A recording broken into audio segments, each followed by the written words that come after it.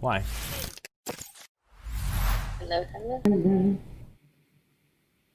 Oh, I can't type anymore. Oh, where are you? Welcome, everybody. There he is.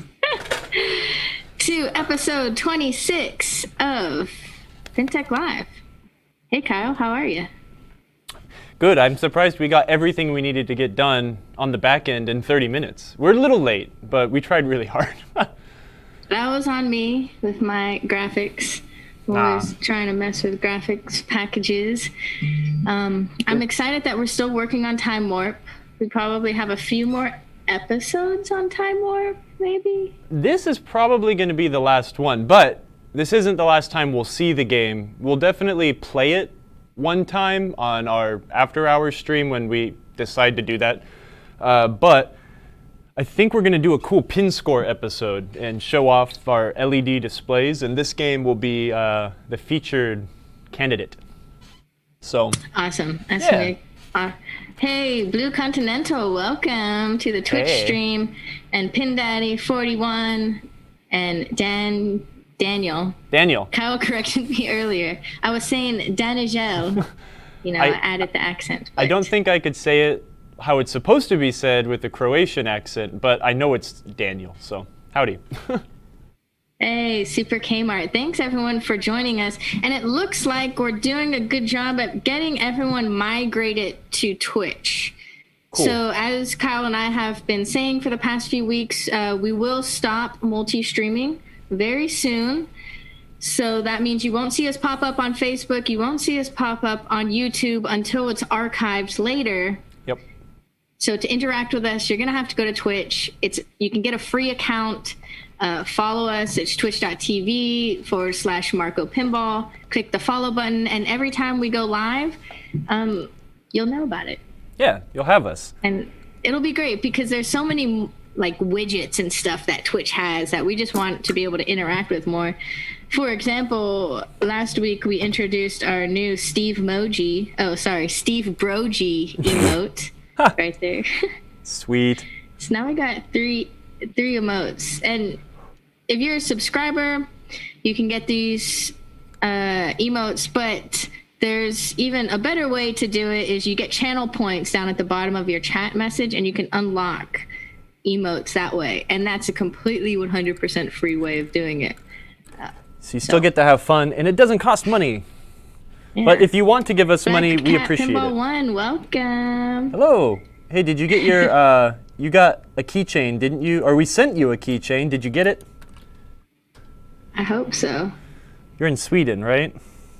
I think so. Oh, yes. Crystal, I would love to make you a moderator on Twitch. Let me see if I can do it. We'll figure that out. Now. So, in other news, before Kyle's already over there working. Kyle, what are you doing over there? I'm just doing some boring soldering. He just doesn't stop. Never stop. Well, I wanted to talk about this week is a really special week because it's Virtual Pinball Expo week. Yeah. We would all be in Chicago right now in one of the best industry shows for pinball. But alas, we are not, and they have put together a really amazing remote programming on Twitch. So go ahead and follow them too. It's just /Pinball Expo. So find them Pinball Expo on Twitch. I noticed last night when they streamed, they were not streaming under the pinball category. So if your kind of go-to is like, oh, let me see who's streaming pinball, you would have totally missed the Pinball Expo stream. That's a bummer. Hopefully you already knew about it and you logged in. They streamed for about 5 hours yesterday. Wow. They did an awesome introduction with all the founders. It was a cute skit where they were all in like different places and like calling each other and be like, oh, we're going live now? Oh, okay. Like Dave Fix is like walking on top of all the pinball machines. And that's cool. They're going to be doing the presentation, the virtual streaming also today, tomorrow, and Saturday. So 3 more days of lots and lots of pinball content. And cool. The lineup is pretty great. We should look at it. Did you say that we've made an appearance on the stream once, maybe? Yep. So we gave them a few of our pin tips, and they kind of sprinkle that throughout the show. And if you want it to the Mystery Science Theater version of Pinball Expo, you can watch on Dead Flip's channel. He's it's not the restreaming's not the right word for it, but he's streaming their stream on his channel with his little body kind of off to the side commentating. But when they did the PinTech live, he put his face over my face and he was emoto. That was pretty funny to wake up to. Yeah, if you feel yourself like kind of dozing off on the actual Pinball Expo stream, watch on his stream because he's trying to guzzle down as many cups of brewski as he can to make it very entertaining for everyone. I had both up and I was kind of switching back and forth. I'm gonna have to tune in. I'll probably tune in tomorrow. When does it start? Do you know the times? Yeah, I'm actually looking at it now. Okay, good. Today it starts. Where did it go? It starts sometime, and you should enjoy it. Hopefully, I can watch it tomorrow when I'm at work. If not, I will do it when I leave. It's always fun to listen. Stay at 5. Ooh, okay. If we stream long enough, then we can raid Pinball Expo. Okay, I think we should make that a goal. Yeah. You guys want to raid Pinball Expo later? It's pretty fun. Co-hosting. Thank you, everyone. And yeah, co-streaming, co-hosting. It is. Pinball Expo is like the longest running fan pinball gathering, right? In the United States, at least. Probably the world. Really close to California Extreme. I don't know if they're head-to-head or someone is 1 year ahead of the other or a few, but California Extreme's been going on for a long time, too. Rob Burke started Pinball Expo celebrated their 35th year last year. California Extreme's only on their 20th-somethingth. Yeah, because I know that Pinball Expo's been going on longer than I've been alive. So, Kyle's only like 22, so that's not saying much. But, I mean, it's kind of close. Definitely go check out interviews with Rob Burke. He's an interesting guy. Definitely an interesting guy.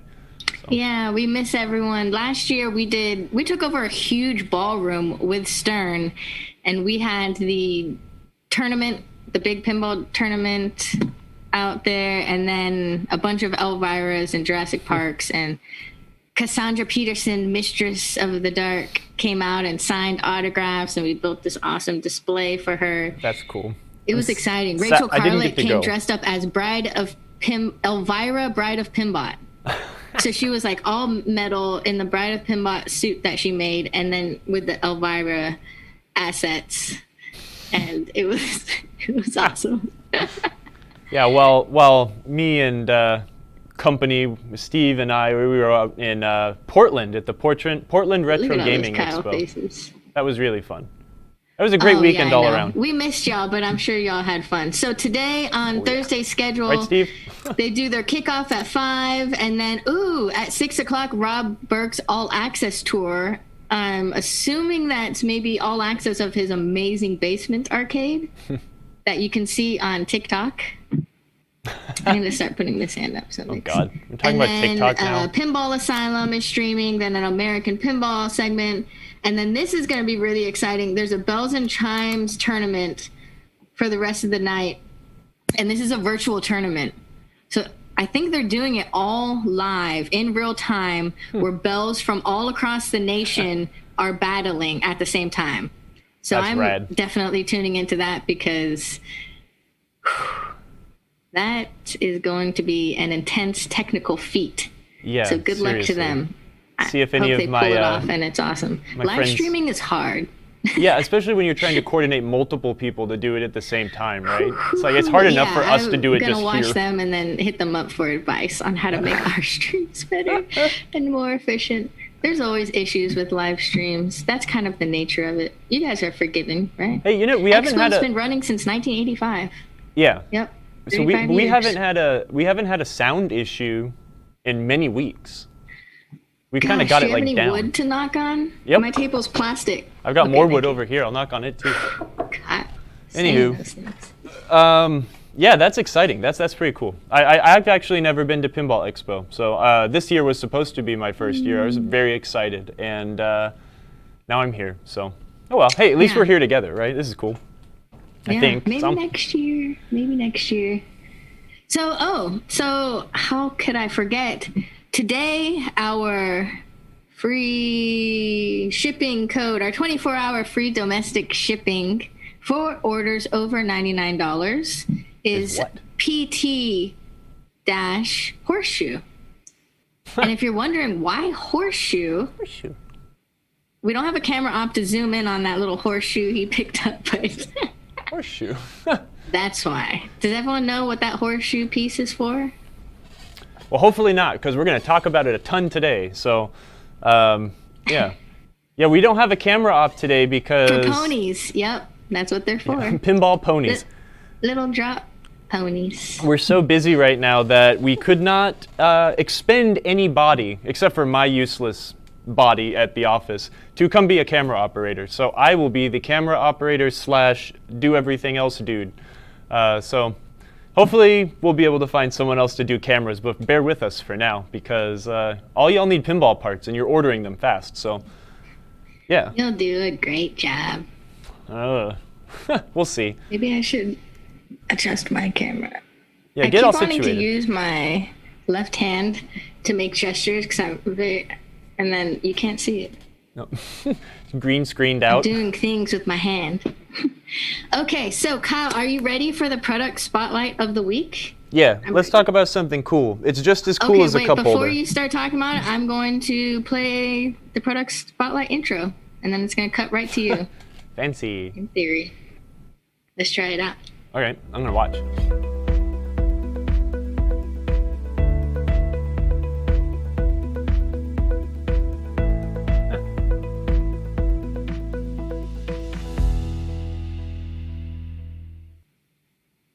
Oh man, why? Almost. That was pretty cute. You got like the little picture and you get to see really close up of something I'm gonna have to hold up close to the camera. But it's that tiny? Yeah, it's teeny. Okay, tell us about this product, Kyle. Okay, maybe some of you have a late model Williams game and you're playing it and you're like hitting both the flippers and then the thing just turns off. And you're like, what the hell? And then you boot it comes back on. You're like, okay, let's play again. And it keeps doing it over and over again. That is a dreaded problem, a very common problem.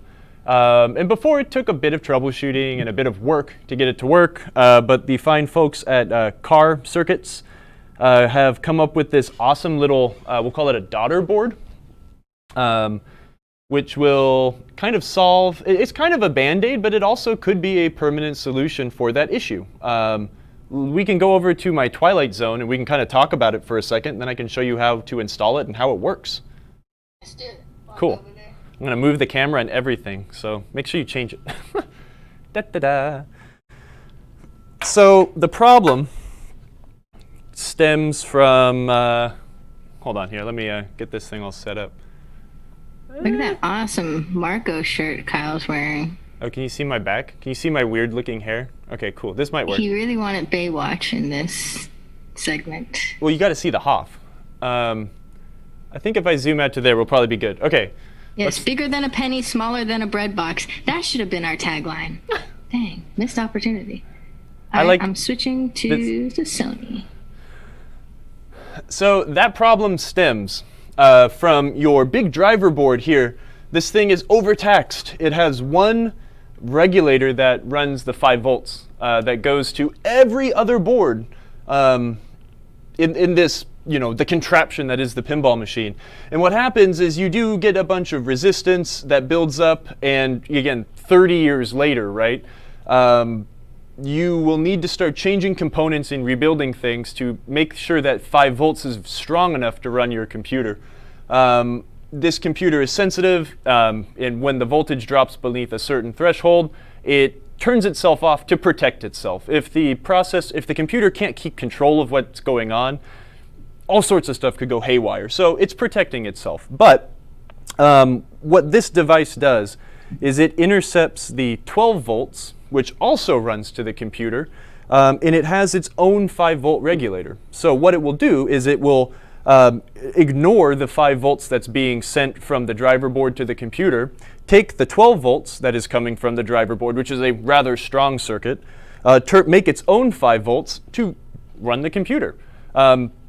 if you were to want to fix something like this, you would do a lot of removal of boards and changing of components, and it turns into a lot of work.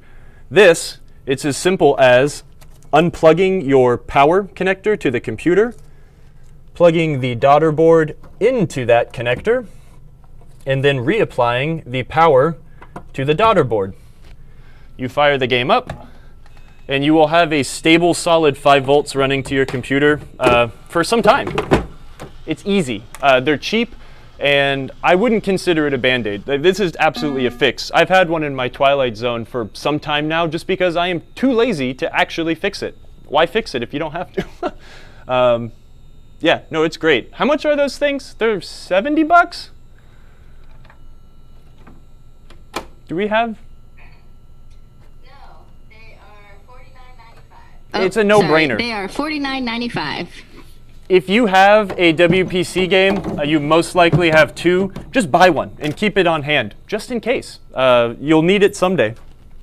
It's awesome. And talk about the voltage monitor on it.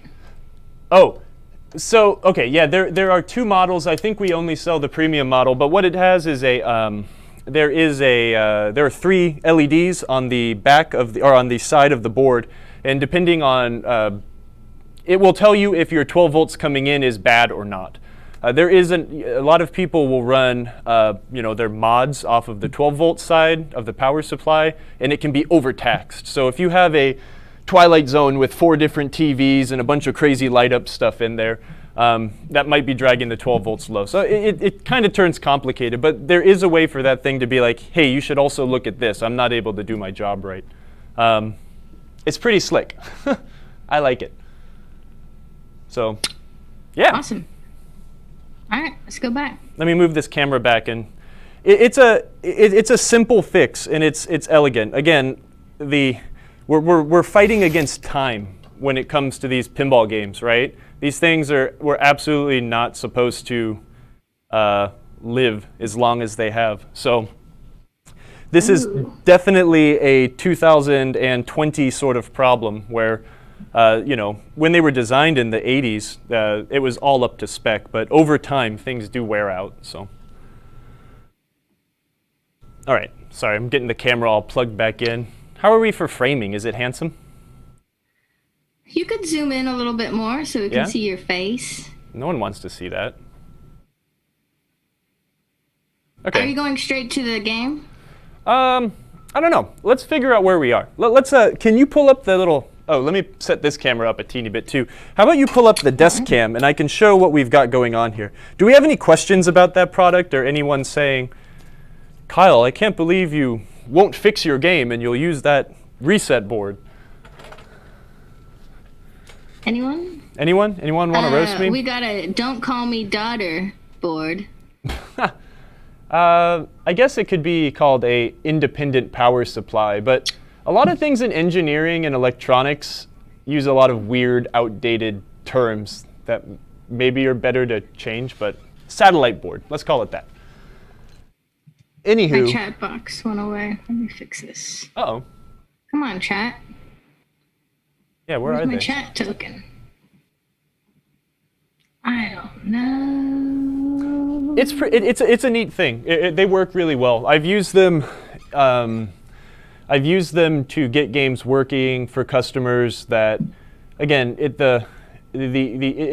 could be a 2 or 3 hour long process to figure out where you are getting your parasitic draw that could be dragging your 5 volts low, which could cost hundreds of dollars. And if you're not paying someone to do it, hours and hours of your time. And that's fine, right? Like, it's fun to fix things. It's rewarding. When you fix something and you learn something, it feels good. But, I mean, shucks, for 40 bucks or 50 bucks, it's almost a no-brainer to at least just have one around, right? Again, I put that thing in that game maybe a year ago, and I've almost forgotten it was there until Emoto was like, hey, make sure you bring one. I was like, oh, crap, I forgot to bring one. Oh, wait, I have one, though. So. Yeah, PinDaddy41 said something to consider in the future. Not sure if my demo man will need it since I swapped out both the board for new ones, both boards for new ones last week. Sometimes the problem can be in the wiring harness, though. You could have pins that have started to tarnish, which do not carry the voltage as nicely as shiny new things. But again, it's a long process. And if you're curious to learn about that process and how to kind of troubleshoot that, PinWiki has an excellent write-up on how to fix the dreaded reset problem. So if you're inclined, I definitely recommend reading up on it. It's pretty fascinating. So yeah, we can move on from that now. So Kyle, what are we doing today? These terrible, awful, evil drop targets that he doesn't like them. Well, you know what? It's not that I didn't like them. Williams didn't even like them. I'm wearing my Firepower shirt now. Did you know that the 6 targets in the middle of Firepower were supposed to be drop targets, but they were scrapped from the game before production? You might ask why. It wasn't because of cost. It was because they're unreliable and they're awful. We will see that the adjustment process is very persnickety. Williams changed their solid-state drop targets in 1980 with Black Knight, and they started using leaf switches that were actuated from the bottom of the drop target to tell when they were hit. With this system here, how about you pull up those diagrams now, because this will be a useful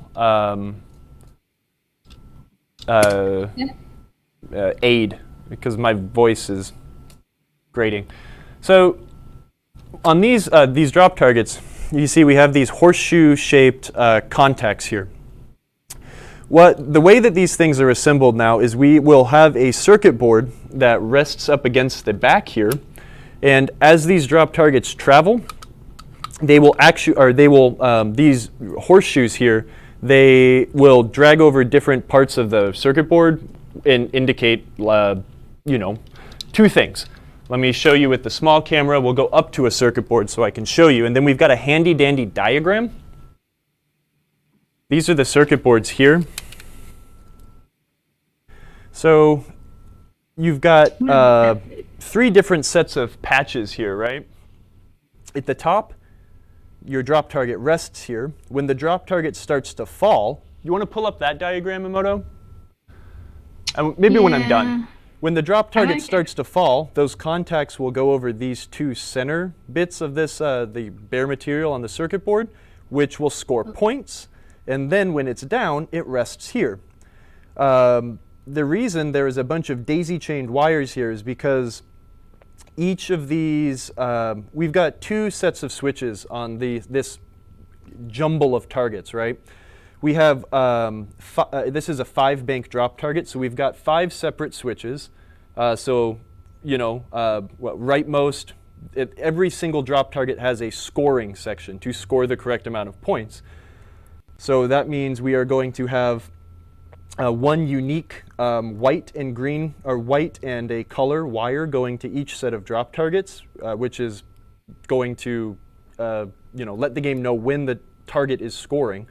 But then we also have another set here, and that is, we're going to call it the series circuit. When all of these drop targets are resting on the bottom here, right? And you can see how these are separate circuits, right? You've got these 2, and they go wide and go out to the edge. And then the resting circuit is set here in the center.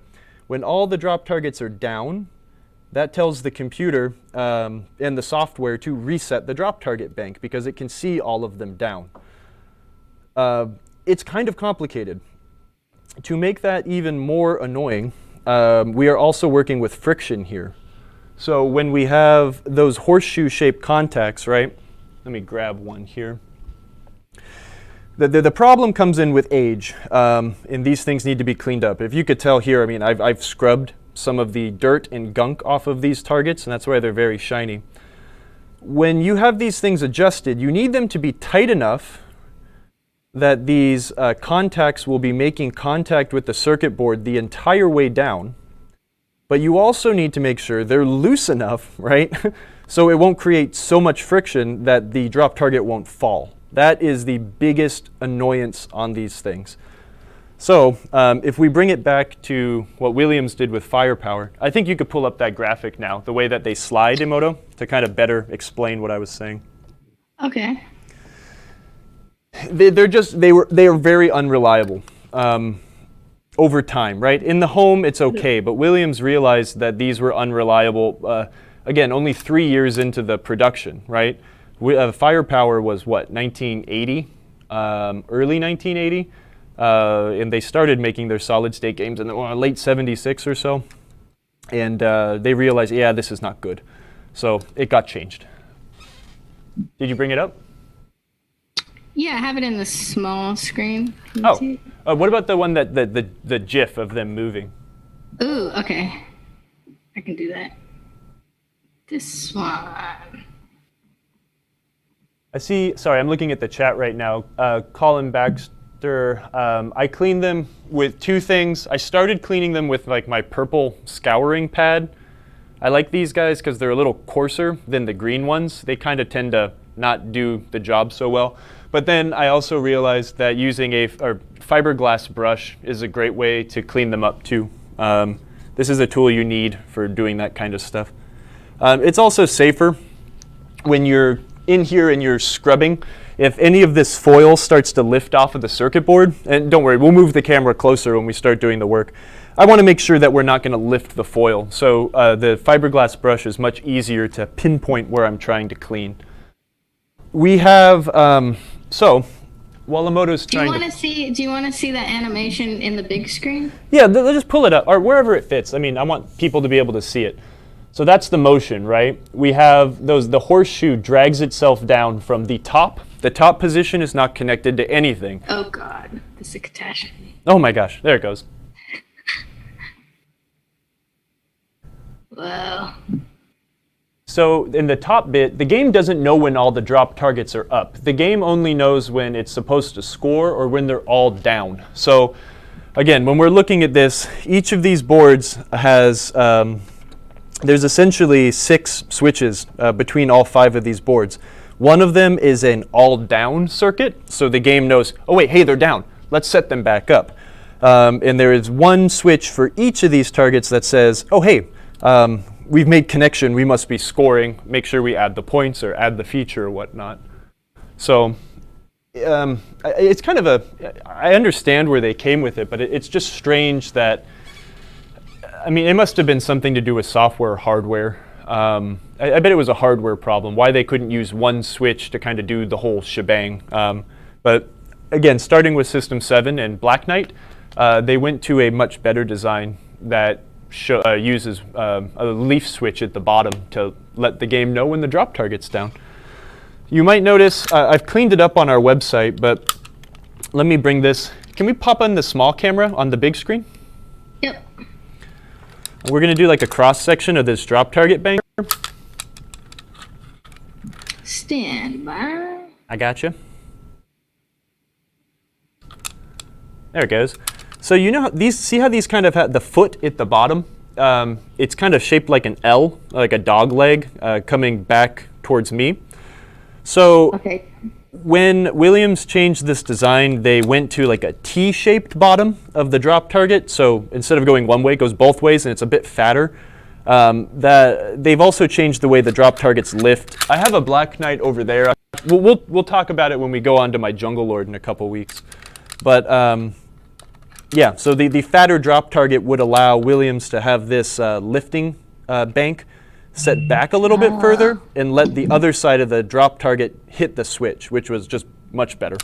So this bank uses 2 coils, one to lift each individual. Well, one lifts 3, the other lifts 2. It's something. These things are a pain in the butt, but they were working. They just were not reliable. So we decided to take them apart, and we'll see what we can get. I did the 3 bank. Those drop targets are really skinny too, right? I just got a glance at the plastics. Like if you do it, yeah. They're a lot skinnier compared to what Bally did. Bally had a much Bally had a much more elegant drop target system than Williams did. Actually, here in my toolbox, I have what superseded both of these. Here is the T-base drop target. So we had a lifter that would push this side and a leaf switch that would close with that wide base. I believe they used these also with micro switches for a few games, but Then we move on to the more modern drop target, which uses opto switches. I think we went over that when we worked on my roller games for a while. Yep. You've got your opto interrupter here. So they're not skinny. They're kind of the same size. It's an illusion. Nice. Yeah. So what I've done so far is I have disassembled everything. There are 2 screws that hold each circuit board on to these drop target, we'll call them guides. We've got a few pieces to this bank, right? We've got the main bank, the actual frame. We've got like the coil rest here. The coil stops would mount above each coil here, but they were removed. We have our plungers that move the reset bar up and down. On the back side, it's a little complicated. We've got these plastic housings that kind of, there's 1, 2, 3, 4, 5, 6. There's 6 of them that house the drop targets here. That allows you to screw the circuit boards onto these nylon bits here. And then we've got 2 drop target, I guess these are like retainer, bars. These plastic bits also serve as the ledge. If you notice, like the drop targets have a teeny ledge on the faces here. It might be hard to see. Yeah, we can see it. But when it gets raised, the nylon bit is what catches the target to hold it. There are springs attached to each target. They are screwed into the face, which would be right here. You won't be able to access those unless you remove the targets from the bank. I'm not going to do that. I do not have drop targets to replace these with. Currently, we're out of stock on them. But unless they're broken or they are very, very, very discolored, you don't really need to change them. They're very tough. They're not very brittle like the Bally ones are. I think due to the shape, right? The Bally ones come down to a very skinny neck and they get very brittle. These guys are a little tougher. Remember when you broke or tried to break the Bally one to show how brittle it was? And then they just exploded into a million pieces. That now. So yeah, and then I guess we're kind of almost done. I actually just got these remade. You will find these bars missing sometimes. Wow. You can run it with one, but it's sloppy. But I did just have these remade, and that might be on our little ticker thing we'll pull up later. Anywho, so the goal is, or what I have done so far, is I've cleaned the circuit board. So I've cleaned all the gunk off. Again, in a pinball game, you've got tons of dust, and when that dust settles in places, it turns to grit, and it becomes difficult for these things to move up and down safely. So I've cleaned those. I've done a little bit of burnishing on these contacts here, but the thing we're going to have to do is we're really going to have to try to get these things adjusted well.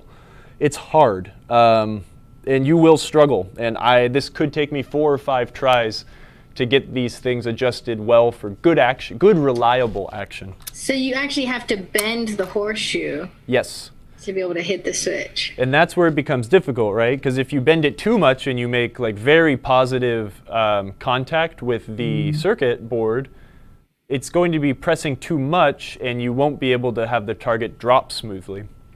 And if you have it adjusted very light, you might not get reliable points, or at worst, you'll have no series circuit, so they won't ever rise back up. So it's just a giant pain in the butt. If we buy the part through our website, does that horseshoe, because it's hard to tell on our photo, does that horseshoe come flat and then I have to now bend it to that, or does it come with a slight curve? Do you have one of the products just straight? Okay, so it has a slight curve already. It has a slight curve, but again, you have to adjust it, right? It's not a plug-and-play solution. Okay. So let's talk about what tools do we use? Switch adjuster and fingers. What we're going to talk about, though, is like why we need to replace some of these parts. Right. The circuit boards, like I talked about, they're fine. The ones in this game are fine. But what you'll find is maybe on a game that was not as gently loved as the Time Warp we're working on, we'll run into a problem where you'll cut big grooves into the circuit board. So the little contacts here are going to have a bunch of grit and crap behind them, and as they travel up and down, it will wear that copper away to where it's gone. And the horseshoe contacts are just rubbing up against the actual silicon board, right? So those are available. I see it all the time, and people do not pay attention when they take them apart, and they don't know where to put each wire. So definitely take a picture or refer to PinWiki. They explain where everything needs to go and why it needs to go that way.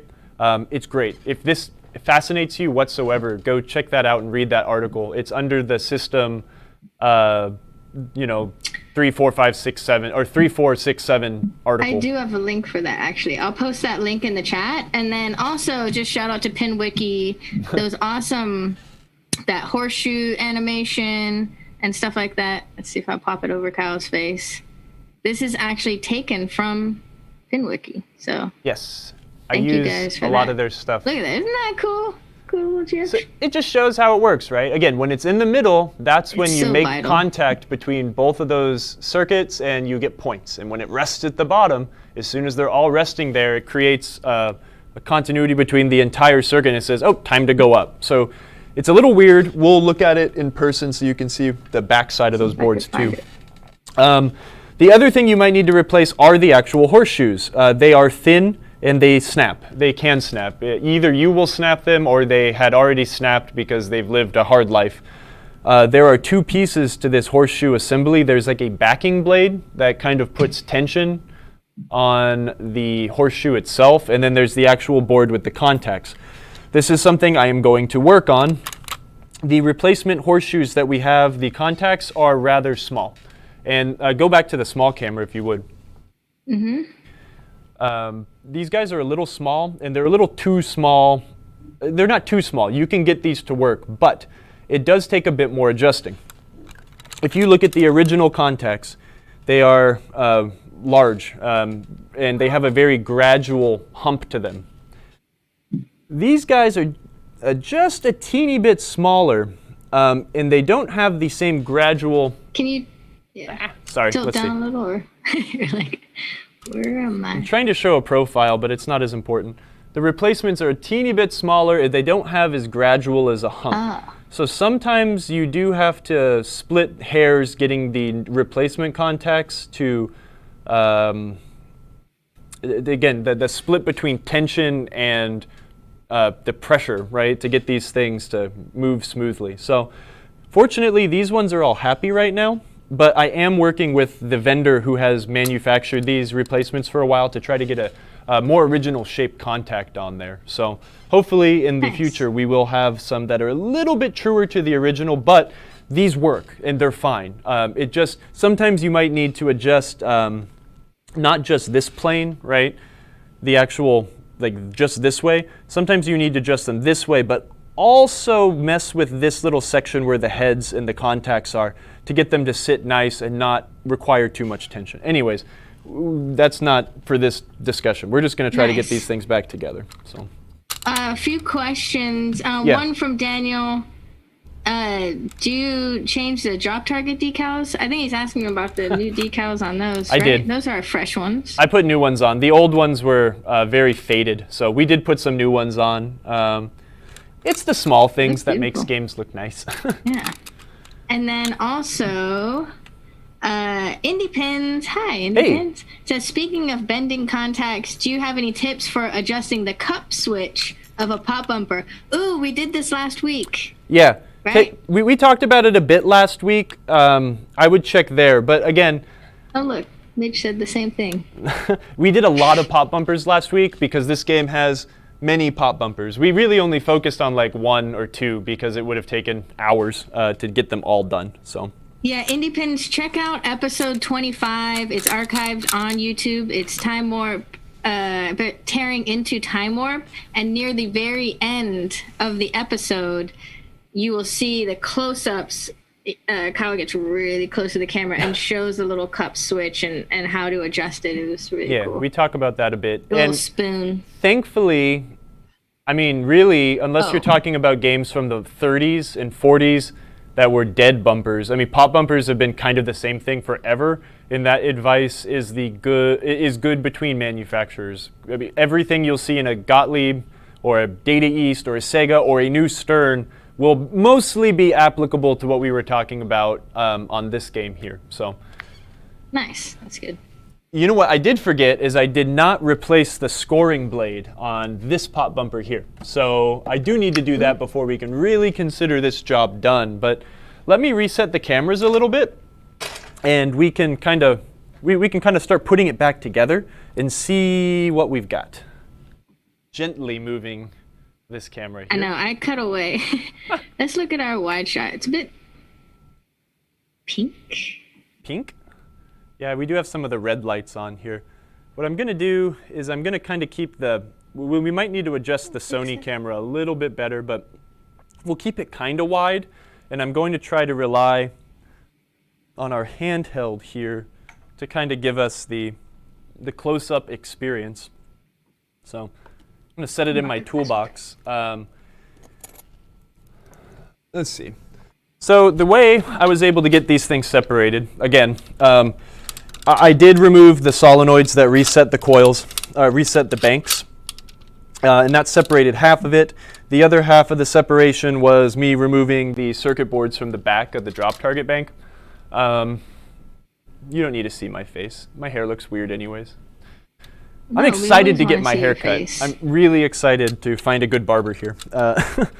Anywho, what we'll likely do now is I will probably... I'm thinking we're going to kind of work on them one at a time. It's hard to get these things to test good not good, is we want to try to simulate without putting the playfield up and down a bazillion times. 'Cause these things kind of work with gravity in its favor, right? When this thing is sitting as it should, these fall down. Things want to fall down. Then the spring helps. When we're working on it here, we could get false positives, false negatives, because even though the springs do want to move down, we don't have gravity on our side. You shouldn't have to rely on gravity to do this well. Once they're adjusted correctly, they should just kind of work. But I have noticed that I'll sit here and get frustrated and work on one for 15 minutes and then put the playfield down, it just works fine. So keep that in mind if you're getting frustrated while doing this job. What I've been doing is I kind of have all these guys reset, and I've been keeping this ledge of the bank in the cutout where the drop targets would actually go through. And what we're going to do is kind of put one circuit board on at a time so we can still kind of get a profile view to see what's going on by putting our head off to the side. You know, if we really wanted to do this like super fancy, I could unsolder all this stuff and set it on the bench, and we could do all the work there, and that's ideal. But it's a lot more work, having to unsolder each and every single one of these wires that daisy chains from board to board. If we remember right, we've got our switch column here, which is a green wire generally. And so we've got this green wire, right, that is then daisy chained with this yellow wire over to here, then over to this one, and then over to the same one on the other side. So these are a mess. But when using that graphic on PinWiki, can you bring the one up that has all the different color wires? Yes. And how they connect? It might make more sense because I'm probably going to stumble over my words.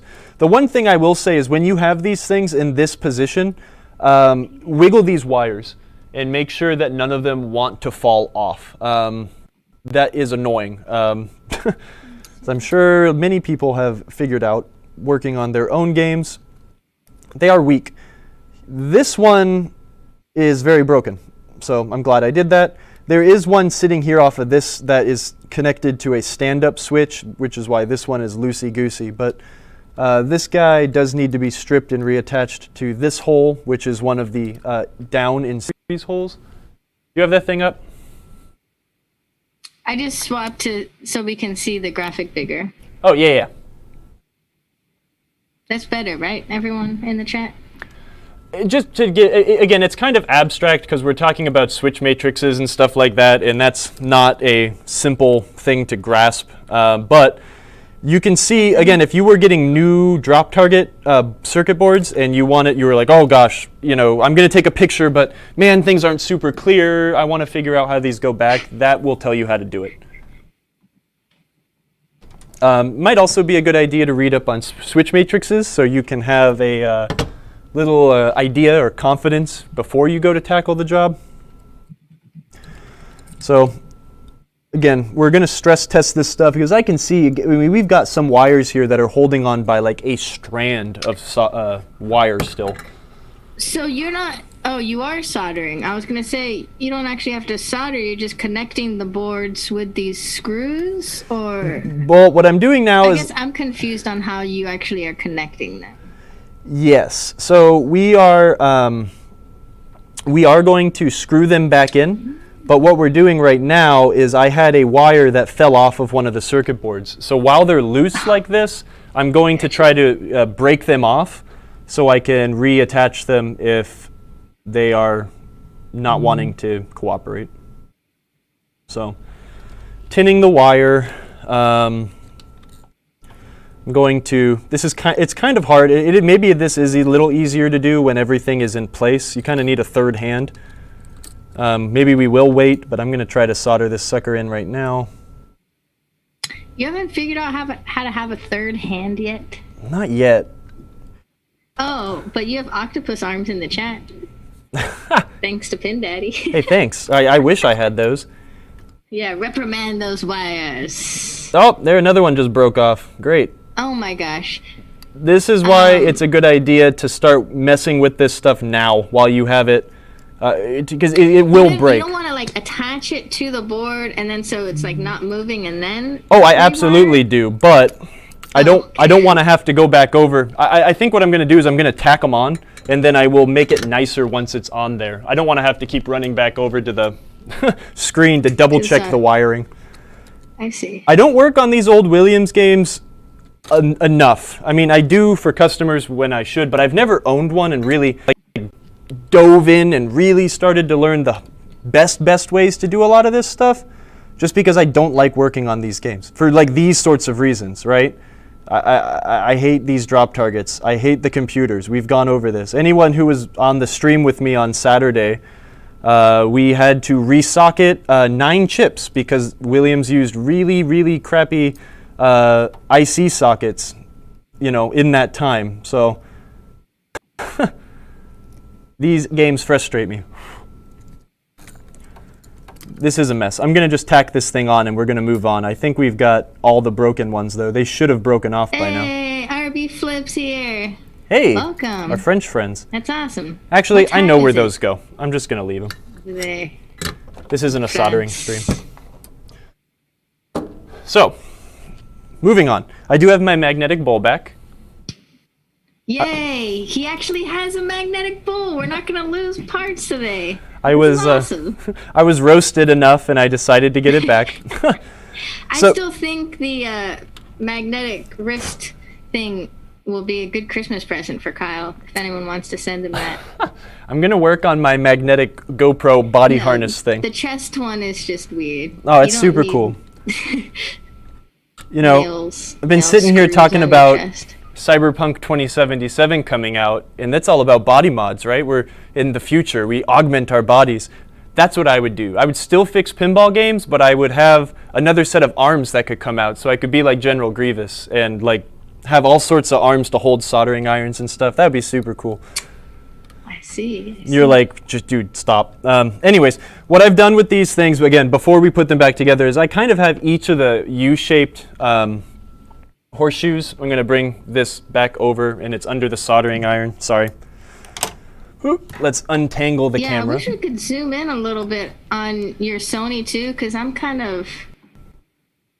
Yeah, let's do it. I'm zoomed in on your zoom in. I want to go back to my regular ass records. Yeah. We've kind of got... is the small camera on screen right now? No. No? Yes. We've got... Oh, wow, look at that.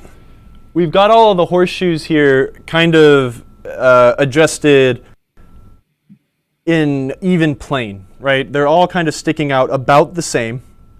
And what that will allow me to do is, well, as we test them, I'll know if I should loosen or tighten them as we go on. Since they're all kind of even, you know, if the first one's great, well, then we're fine. So that's what the method of that madness, I guess. But the common problem we'll have is you will not have them adjusted nicely, so one side will be touching the board and the other won't, and then you'll have to take it apart and adjust the other side, and again, I can't stress how tedious this is.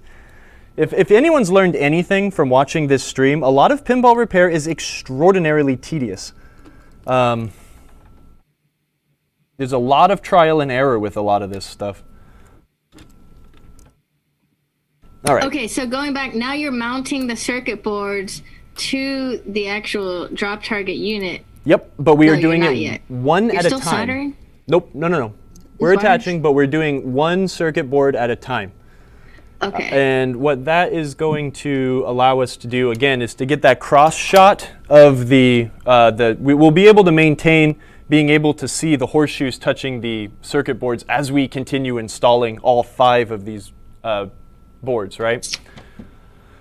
One thing I can recommend too is to have extra hardware when you're going into this. I brought some, the correct size screw to hold these guys to the board is, I believe it's a number 4. Give me one second. What? That's great timing because I think the screw's up there on our little slider. Yeah, it's a number 4 by like a quarter or a quarter or 3/16 of an inch, but it is a number 4 sheet metal screw. So it's, again, it's a bit smaller than your standard pinball screw, but they are missing sometimes. It is good to have them. Okay, so we've got one on. Now what I'm going to do is I'm going to try to keep my head out of the camera. I'm going to inspect it, and then I will bring the camera over, and we can try to see what's going on and see if I can show. Oh, okay. I see why you're doing one by one now, because if they're all on there together, then you can't really tell about the curvatures of the actual horseshoe. Exactly. I need to be able to watch them drop. This one looks pretty happy. Again, I want to try to simulate using gravity on my side. But I can feel it is a little sprung. That's too much. The tension you get when you're trying to push the target back, that's mostly in the spring that's holding it in place and also tensioning it to come down. So if this is kind of tight, don't worry. But it is falling, right? Oh, yeah. But here's the thing. You might think, oh, great, right? It's working. Let's move to the next one. We need to make sure that both of those horseshoe contacts are dragging on the circuit board at the same time. Again, if we have one that's lifted off, we are not going to score points, and the game will also not know when they're all down and know when to reset the bank. So what I'll generally do is I'll get my head in here, and I'll kind of hold it, and what I'll do is I'll hold the drop target and like work its way down manually, right? So I can watch it at all points in the circuit. Kind of hold it at a goofy angle so you can watch both. And what I can kind of see is that on holding it this way, the left side contact is not making great solid contact. I kind of want to bend the contact like this so it makes more like facial contact instead of like on the side. But that also could be just being really persnickety. I think it's good enough. So you're observing it on both sides? Yeah, to get an angle from both sides, right? I wish I could show this on the camera a lot easier, but it's just going to be so difficult. It's dark. No, you got this. I believe in you. We believe in you. Oh, wrong. Believe in Kyle, not me. All right, there we go. Okay, I need to move it that way and then this way. Can you see those contacts at all? Oh, okay. But right, do you see how they kind of they change their shape, or they change like the plane that they're attaching to the circuit board at when the drop target goes backwards and it starts to fall. It's kind of, I'm sorry, I don't have the language to explain this. It's much easier to visually there we go. Inspect. Does this come through at all, or am I just giving people Yes, it's coming through. All right. So that's what we're looking for, and that's got good falling action. The reason I keep bringing up needing to make sure that these targets or the horseshoes are angled right is because a lot of the time you're going to take this thing apart, you're going to clean it, and it's going to feel great. But as you clean it, you're going to start bumping these horseshoe things, and they're going to get all out of whack. So you kind of have to do both things at the same time. You might say, it's like, well, Kyle, well, just using new boards, will that just fix the problem? It's like, well, kind of. But again, you're going to still have to go through the same process of adjusting the horseshoes. You're also going to have to unsolder all these wires and make sure you solder them back on correctly. So, all right, I'm going to get another one of these guys on. Going to really try to make sure we're not breaking more of these wires. I probably should, here's something here, right? We learned something together. Stress test all the wires before you yank the dang thing off. Then you have the opportunity to solder all the wires on and know you're not going to break any as you maneuver the drop target bank around. So next one is on. I'm going to raise it. I'm going to drop the one that we're not looking at. I'm going to kind of watch and get the right light and watch these things make contact the whole way down. I'm very happy with that. I think we have them adjusted well. This is insane. It's a lot of work. Net says, I'm so glad I didn't have to deal with any of this on Gorgar. Oh, but you might one day, so pay attention. Again, you know, your game is at home, and if it's working right now, it's probably going to be okay, right? This is a game that has not had a ton of love, and it's you know, it's getting its once and it's probably rest of its lifetime like big workup. A lot of pinball games will get one teardown and one good last hurrah and before they go into someone's basement, and they really don't need service much again unless wear items break, right? Sure. Once games go into a home, they kind of do turn into time capsules, you know? Yeah, IndiePin says, that sure seems like a bad design as compared to the leaf springs used by other manufacturers. Yep. I'm less aggravated with those after seeing this alternative. I agree. After, you know, when Kyle did his roller games installation with those drop targets, I was like, ooh, this is kind of hard. It was like 20-something episodes. Now I'm looking at this one, I'm like, man, those Bally drop targets are easy. The Optos are amazing. Bally drop targets are amazing. These are awful. Now I understand your title. Kyle was very adamant about, he wanted to add more adjectives to the old Williams drop targets. He had about 5 other adjectives in between old and Williams. Yeah. Some of them were they were profane. So, okay, this is kind of going swimmingly, but I mean, I hope that some of the visuals I was able to provide and some of the rambling and ranting that I have done was, that kind of made sense and what you're looking for when you're doing this job. The cleaning is very important, and that will generally solve a lot of your issues if you're very careful with the horseshoes. I just have found that, you know, in the past, if I just take them apart, clean them, you'll end up having to take them apart maybe 1 or 2 more times to then go back and adjust. So I kind of just try to tackle them all at one time. Right, and is there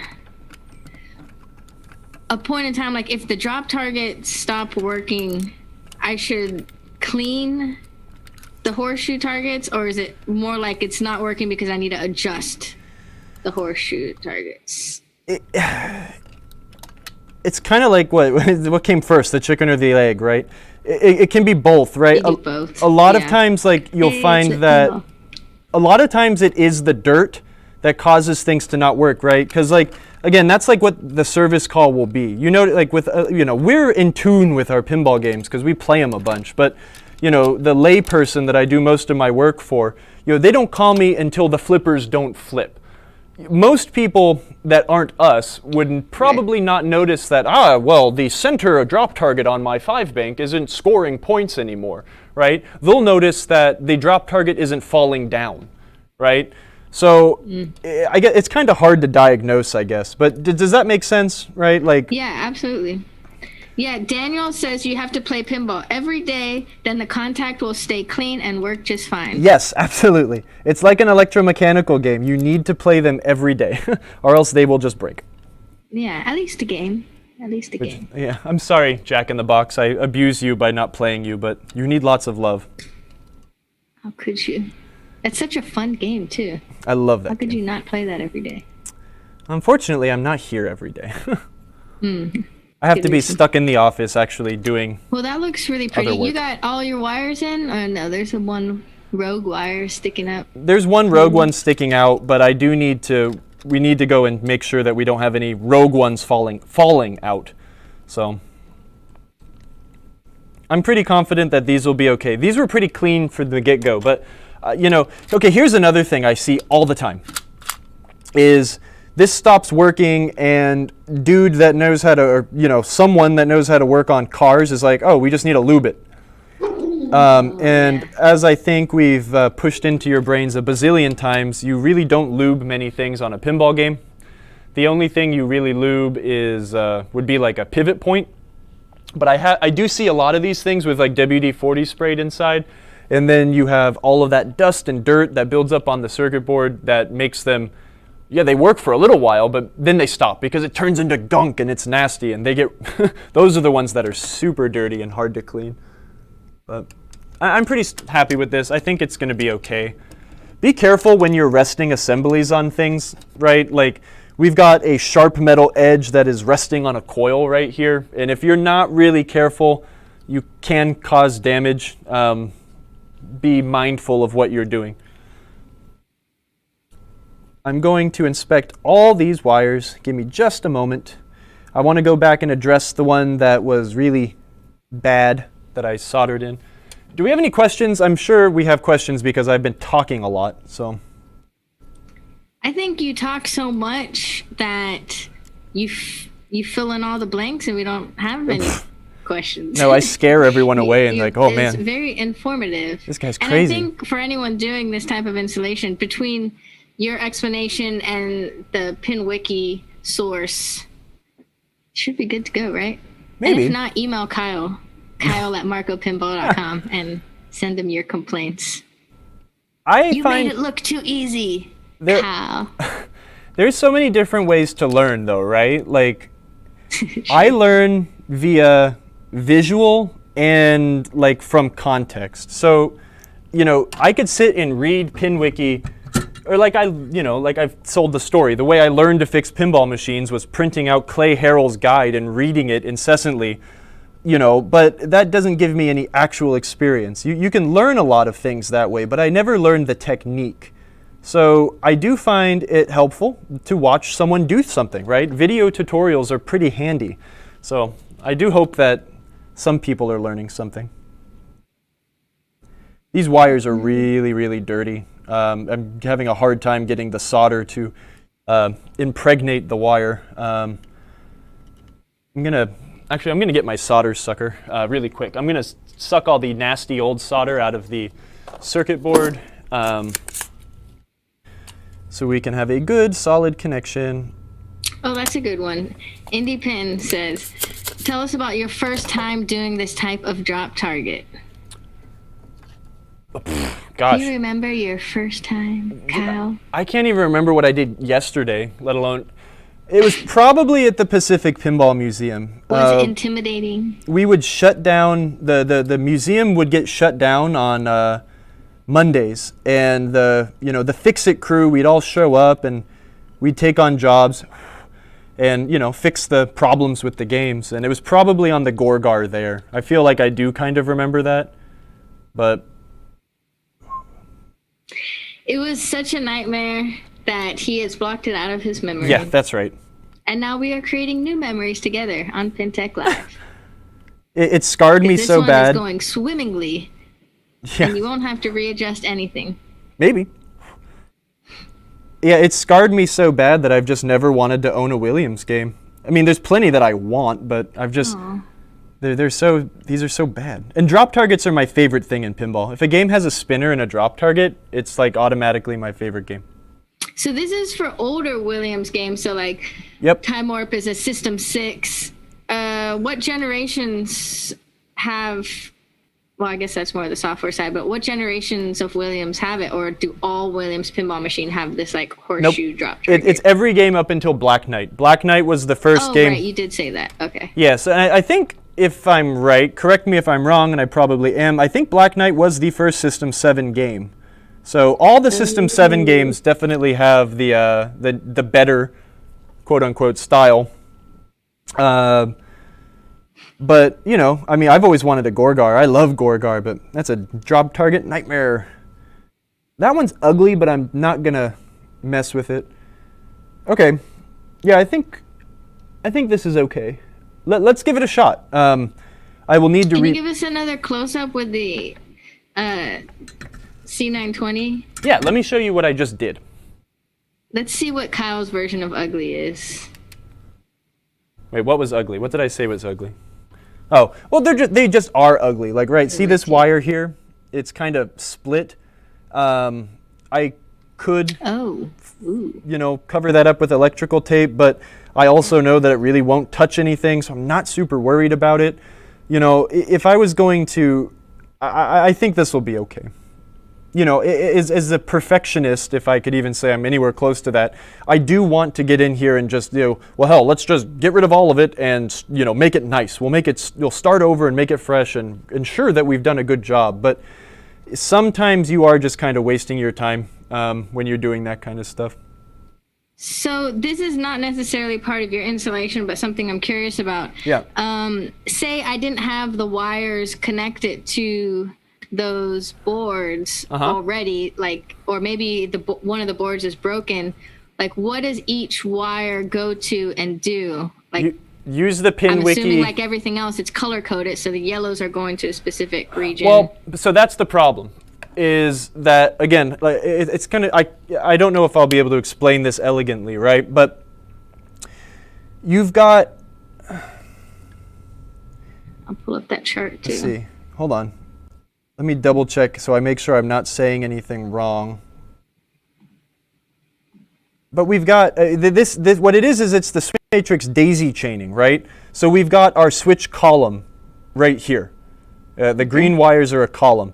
So that attaches here, which daisy chains to here, which daisy chains to here, right? When you connect a row to a column, the computer says, oh, hey, something closed, right? So we've got this column that essentially connects to, you know, every single one of these circuits. So when we have I forgot what the original question was because I'm getting lost in my words.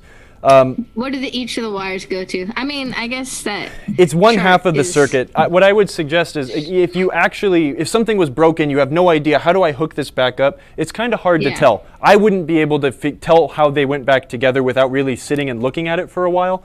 Go to PinWiki and use that one article, that image we keep pulling up that has each wire drawn to where it's supposed to go. That's truly and honestly the easiest way to get these things back together. I remember a lot of things, but I've learned that some things you don't need to commit to memory. Some things it is easier enough just to pull up when you need it, right? Yeah. Oh, transmission asks, the yellow loose wire, is it supposed to be connected? Yeah, that's your rogue wire, right? That's my rogue wire, and that wire goes to this switch down here. So, hey, thanks for looking out. It's not connected yet. And would you expect to have to adjust this again because of game usage? No. Or is the repair pretty stable? It'll be stable for decades, probably longer than, again, because remember, these games, when they lived in an arcade, they get played multitudes of times more than they'll ever get played in your basement. So this probably lasted this way for 40 years, and now it's time to do it. And, you know, who knows if I'll be alive long enough to need to do this again in this game. So I think you'll be alive in 40 years. Hopefully. I hope. Going by life expectancy, I quit smoking a few years ago, so I think I extended my life a bit. You wear a helmet when you ride your motorcycle? I do. It is foolish not to. I haven't been riding much. It's kind of too hot in South Carolina, and also... What? You just gotta go faster. I left my motorcycle in California, so... It's much more scarier to ride in California, at least in Los Angeles. Those people are crazy. I like it, man. It's fun. My dad's flown off of his motorcycle off of Runyon Canyon. Yeah, well, you know, everyone makes mistakes sometimes. I crash my dirt bikes a lot, but I don't crash my street bikes. Hold on. I'm not going to complete that sentence, but I'm also going to knock on wood again. There's my superstitious side. Dirt bikes are meant to be That's why it's crashed. dangerous, Midge. You can do split lane and drive in the middle of the lane. No, okay. And then nope. you're like riding in the middle of the lane and someone's like, oh, I got a text message. And then they go like this while they're looking at the text message and you're trying to split lane and so pancake. It's actually a lot safer to split lanes. I'm going to get on my soapbox here. It is dangerous, but everything is dangerous. The thing is most motorcycle fatalities, I used to work in the motorcycle industry. Are from other people. Well, they're all, 90% are from other people, but most motorcycle fatalities are rear endings, right? And if anyone has ever been or lived in California, traffic is real and it takes your entire day. And if you are stuck in stop and go traffic, sitting behind cars, that's when people are texting and they rear end you and kill you. Okay, I'll give you that. That makes sense. Splitting lanes is it's actually a bit safer, but there's also very many dangerous ways to do it. And most people that do split lanes in California are absolutely doing it at unsafe speeds. The legal most speed. dangerous thing about riding a motorcycle is everyone else around you. Yep. The legal speed to split lanes in California, I believe, is 10 miles an hour faster than traffic is moving, and most people are screaming through traffic, and it makes me so mad. Pinball122 said you left your heart in San Francisco. No, I'm glad to not be in San Francisco anymore. It is beautiful. I do miss it. It is a very magical place. A lot more magical than Columbia, South Carolina is, but everywhere is magical. How could you say that? I'm stopping this stream now. Columbia everywhere is awesome. is beautiful. No, it is awesome, but you guys have like 3 or 4 pinball spots now. You know how many I have in Harrison, Arkansas? Well, I think there's a broken Lord of the Rings at the pizza parlor. Oh, go buy it. That's the best way to get pinball machines is buy the broken. I wonder if it's still there. I should go buy it. So my wife grew up in a resort town in the mountains of Southern California. And when I told her, well, when I admitted that I am obsessed with pinball and that is what I do, she told me, it's like, oh, I remember playing the Addams Family at so-and-so pizza joint. And as soon as we went to that town, we went to that pizza joint to see if that Addams Family was still there. I had a couple $1,000s in my pocket ready to be like, yep, we'll take it. Was it still there? Nope. It's sad. The only pinball machine that still exists in Big Bear, California is a very broken Lethal Weapon 3. It still starts a game, but neither of the flippers work. Yeah, it was probably 4 years ago when I saw that pinball machine in the pizza parlor. It's probably not still there, but I kind of want to drive over there after the stream and see. You never know, man. You never know. I've gotten lucky that way. I've gotten a couple games by just being like, hey, this thing's broken. Can I buy it? There was, Kyle was just jaded because he used to hang out at the Pacific Pinball Museum and stuff. He lives in a city that has amazing pinball and arcade locations now. You can choose between Bang Back and Transmission and Firefly. Yep. We got a one bar that has complaining, pinball. Saying he's bored. I'm not bored. I've got my own arcade here too. In our small towns. I'm not complaining. I love Columbia. I'm going to stay in Columbia, but all those bridges, all that water, it's lovely. But I would not want to live there. No humidity. Yeah, the debilitating heat. I miss the West Coast too. If I lived in LA, I maybe would have stayed. But the Bay Area, take it or leave it. Okay. Let us start the game. We're going to put the game in normal position. If you were curious, I did put the banana flippers in. You put the banana flippers in? We haven't even seen it yet? Aww. Whoa, they're not blue. Nope, they're banana colored. Okay, let's see if this banana 5-bank works. Power the game up. The other reason, these don't have the caps on them yet, I had to get some LEDs. I used the Stern lamp sockets, and the bulbs stick up so high that the heat from an incandescent bulb will definitely melt or start melting the unavailable pop bumper caps for this game. They have sweet Pharaoh caricatures on them. So definitely want to protect those. The other issue is they are feature lamps, so using a standard LED, they might ghost a little bit. So let's start the game. We're gonna test the drop targets. Let's see Kyle's work. Oh, did you fix that rogue wire? No, but that wire will just keep the this from working, right? The rebound switch. So here's one problem. This game does not have working displays right now. I haven't really looked at it. We only have a credit match, a display that works. So I won't be able to test via points, but I will be able to hopefully hear what's going on. So if we are successful, we'll have like this really great view of all 5 of these drop targets popping back up, but we'll listen. That was probably points. Probably points. Again. Now, again, we need to make sure they're still making contact at the bottom. If I drop this one, they should come back up. We did it. Yeah. Good job, Kyle. So that's good. Now I just have to do this side. Okay, seriously, there's a problem, right? Oh yeah, what happened? But if I drop these guys, no points, and there's a short somewhere, right? I don't think the rules say that, well, if you hit the right and the center, they all come back up. So there's probably an issue. We'll look at it, hell. But we do have banana flippers now. I just want to hit it. Whee! They're so weird. So yeah. Any questions? Was that fun? Did anyone learn anything? Maybe? It was wonderful.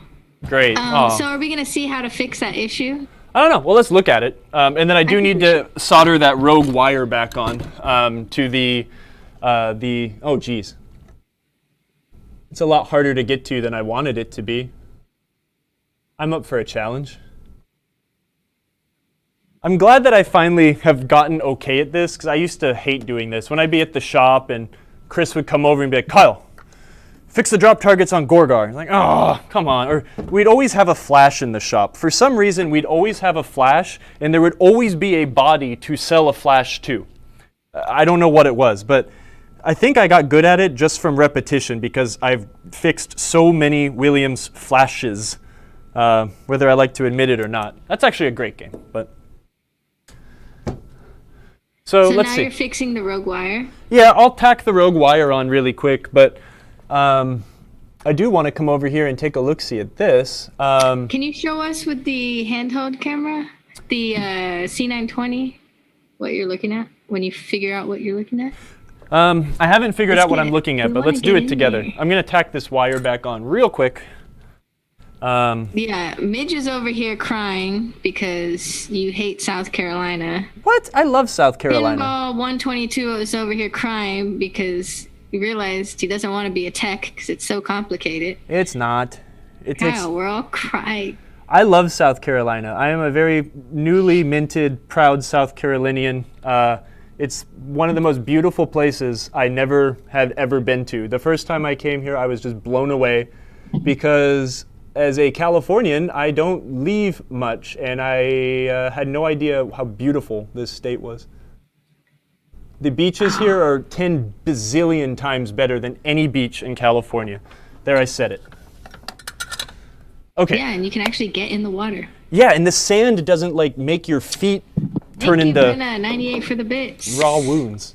Hey, thanks for bitsing us. Maybe it was my tirade about motorcycles. Okay, let's move the pinball game. I do need to do some carpentry work on this game. It is delaminating all over the place. It is very, very sad. A very, very common issue with these older Williams games, though. Oh, hey, the razor blade I've been looking for 3 hours was under the pinball game. Great. Let's see. Bring this on the big camera. Let's take a look.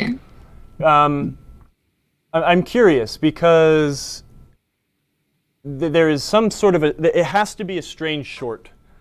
And I'm trying to think of the circuit to figure out how it would be shorted. But so, okay, I mean, here's a few things that I notice, and this might not be the problem, but do you see this diode here where my finger is?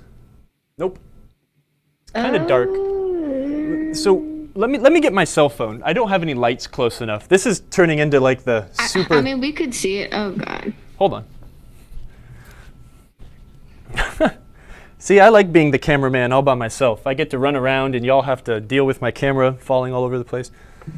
You see that diode right there and how close it is to those wires? That's suspect, right? That the diode conducts, and if the diode is touching something it shouldn't be, you might get an errant switch closure. I do see the diode in the center as well. That is bent kind of precariously, but probably not a problem. I want to boot the game back up. I want to move that diode. Wait, where is the diode? Sorry. I okay. just got it in focus. Oh, I just looked at my phone and I saw one of my... There's roller pinball about operators and I got distracted. So you see we got the diode attached to this solder tab. Yes, we see the diode. Okay. Okay, so first off, I'm going to bend it safe so it's not in a precarious touching the other ones. Spot. We're also going to kind of wiggle some of these wires. I do see a couple of them. They do seem to be kind of hanging by a strand. That's also actually a common problem with these things too, is if they do move freely, you can just have a grumpy wire that decides to snap off. The way that they soldered these things together, they kind of did it poorly. They didn't strip enough of the wire off. So they ended up soldering a lot of the insulation into the heat of the solder blob, and it's just bad. Let's start a game. I think you need to have a ball trough closed to start them. Okay, so we simulated starting a game. I'm going to drop the, sorry, let's get the camera focused again. Not going to see much from underneath, but we're going to drop the rightmost drop target. Okay, we got no score, and that was a problem from before. So maybe we either have a dirty or we have a misadjusted or dirty circuit board. That one needs to come off. The center just makes it want to go immediately, but that one doesn't score either. Okay, so none of them are scoring, but we do have the series circuit done, so that's peculiar. What do we got for time? You want to take it apart? Yeah, we're an hour and a half in. We're trying to go another half hour so we can all raid Pinball Expo together. Be like, PinTech crew in the house.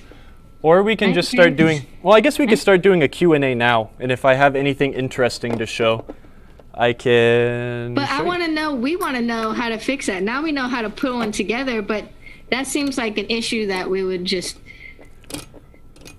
fine. I buy the new old game and the drops are doing like that, and I'm like, I don't know what to do. I guess it's a kind of protocol is to just completely rebuild the drop targets and then it should fix it. In all honesty, that's, I mean, maybe that's just my skill level, but if I bought this game, I mean, that's again, that's the first thing I'm doing now, right? Sometimes you can poke around and try to investigate, but I'm a lazy person. Stop! I hate when you say that. No, You're no, not lazy. I am lazy. I know I'm lazy. It's self-admitted, but I always try to find the fastest way to do things. And sometimes when I want to do something fast, right, you try to take shortcuts here and there. But I have learned, being lazy, that sometimes taking shortcuts is actually the slowest way to do things. Sometimes just taking it apart and doing it once is the correct and fastest way to get something done. So this is the quote-unquote lazy Kyle way. We're just going to figure out what's wrong with it rather than taking it all apart. No, we're taking it apart and reinstalling. Which would be a good solution if you did come across an issue like this. With the way this thing is set up, it is just easier to take it all the way apart. You get a better scope. And again, since we talked about how all of these boards kind of need to be working in unison for it to work properly, even though the part where they all have to work in unison is the only part that's working, I still find it easier just to take it apart. right? If we didn't unmount it, if we didn't remove the coil, you wouldn't be able to get the drop target bank at like a good angle to be able to see stuff. You know what I mean? Does that make sense? Yeah. So let's, I'll zoom in again. We'll get kind of a close-up of this bank, but yeah. Go ahead, fire some questions at me if anyone's got those questions. Let me take my mind off of this evil task. No, we need to know what you're doing. I'm unscrewing things. And when I find something interesting, I'll let you know.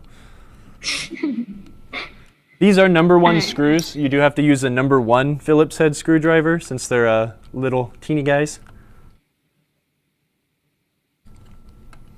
There was a spider in here that made some web. I'm going to take them all off, and we will inspect the circuit board. Brenna98 made a good comment, basically reiterating what you said, but I like how they worded it. It's better to completely rebuild versus just fixing one thing, because some things will eventually go wrong later. Do It's it kind of once. like you always say, right. like, just do a flipper rebuild. You get an old game home. Yeah, well, it gives you a baseline, right? Because once you get the health to a certain point of the game, hey, there we go. Ooh, we've got good problems. Once you get the baseline set, right, you know what to expect later, or you know what won't be a problem later, right? So, okay, so we have, let's get this guy. Can you check your Sony real quick? Because we got a little soft. Oh, that kind of fixed it, actually. I don't know how that fixed it. Using long arms. Okay. We've got one horseshoe that is missing, or half of this horseshoe is broken. This is the backing blade. I have no idea what the hell's going on with this thing. I think someone reassembled this, and they did not get this hole where it should be. And this one's fine. So actually, no, it's super loose. So someone's been in here. No one was in there. That thing was put together very factory-like. Someone has screwed something up here. This is what the dirty circuit boards look like. These ones aren't particularly dirty, but they do need to be cleaned up for smooth action. But yeah, I'm going to bring this bank over to the bench, and I'm going to install new horseshoes. Oh, cool. Oh, gosh, we're breaking the fourth wall here. What is happening? Oh, you're not allowed to see the back of the studio where all the dead games live? Yeah, you need to clean that mess up. That's as clean as it's ever been. I've made spaghetti now, but let's see. All right. Oh, Daniel said, oh my God, 2 horseshoes on one spot. How did I miss that? Yeah, it's someone has it just assembled very poorly. Sorry for breaking the fourth wall. Mitch says that's a horseshoe for a 3-toed horse. Oh, Where do they grow those? Clydesdales? Do Clydesdales have weird hooves? No, big ones. Okay, so this is a mess. Let's start by cleaning the one horseshoe that we have left. I'll use the fiberglass brush because it's a little more effective. We're just kind of rubbing the dirt off of the contact as so. Can you tilt down your main cam? Which one? And then I see, yeah, that one. I see y'all's questions. We'll get to those in just a second. Oh, we could probably do it now because again, all I'm doing right now is just I'm going to unscrew this and put a new horseshoe on, and I'm going to unscrew this one and get that one back in place. So. Okay, cool. Yeah, that'll be cool to see if you have to do any bending, because that scares me. Yeah, that's why it's always good to have extra hardware and extra, pieces like this when you do these jobs, just in case. For sure. If we didn't, we wouldn't be able to finish this. Questions. Turn25 asked, were the circuit board drop targets cheaper to produce than other styles like the Valley system? I can't imagine. But again, everything does come down to cost, right? And the old Bally targets, I think on the electromechanical era, they did used to run on 2 switches. They had one switch to indicate and score when the drop target was falling, and they had a all down switch. So, you know, for a 3-bank drop target, it does take 6 switches, and that does add up in price. I can't imagine. This was probably innovation for innovation's sake, as opposed to something super well thought out. I don't know. I'd like to ask a Williams engineer, but you know, I can't really think of anyone that was around at this time. You should find them and ask that question during your podcast. I should. I mean, I guess I'd like to ask Steve Ritchie or Barry Ausler sometime, you know, about what the engineering department was like back then. Let's see. So we're going to give these things a little bit of angle. I'm going to bring the Mayan frame, sort of. Looks great. We're going to kind of bend at the bottom and give it like some reach towards the circuit board. And then what I'm going to do is I'm going to try to bend just, not the backing blade, but just the horseshoe. I'm going to give this a little bit of lean back. Since this is one of the aftermarket horseshoes, and being a little bit smaller, we want to ensure that it's really making contact with the circuit board. That was a little too much bend.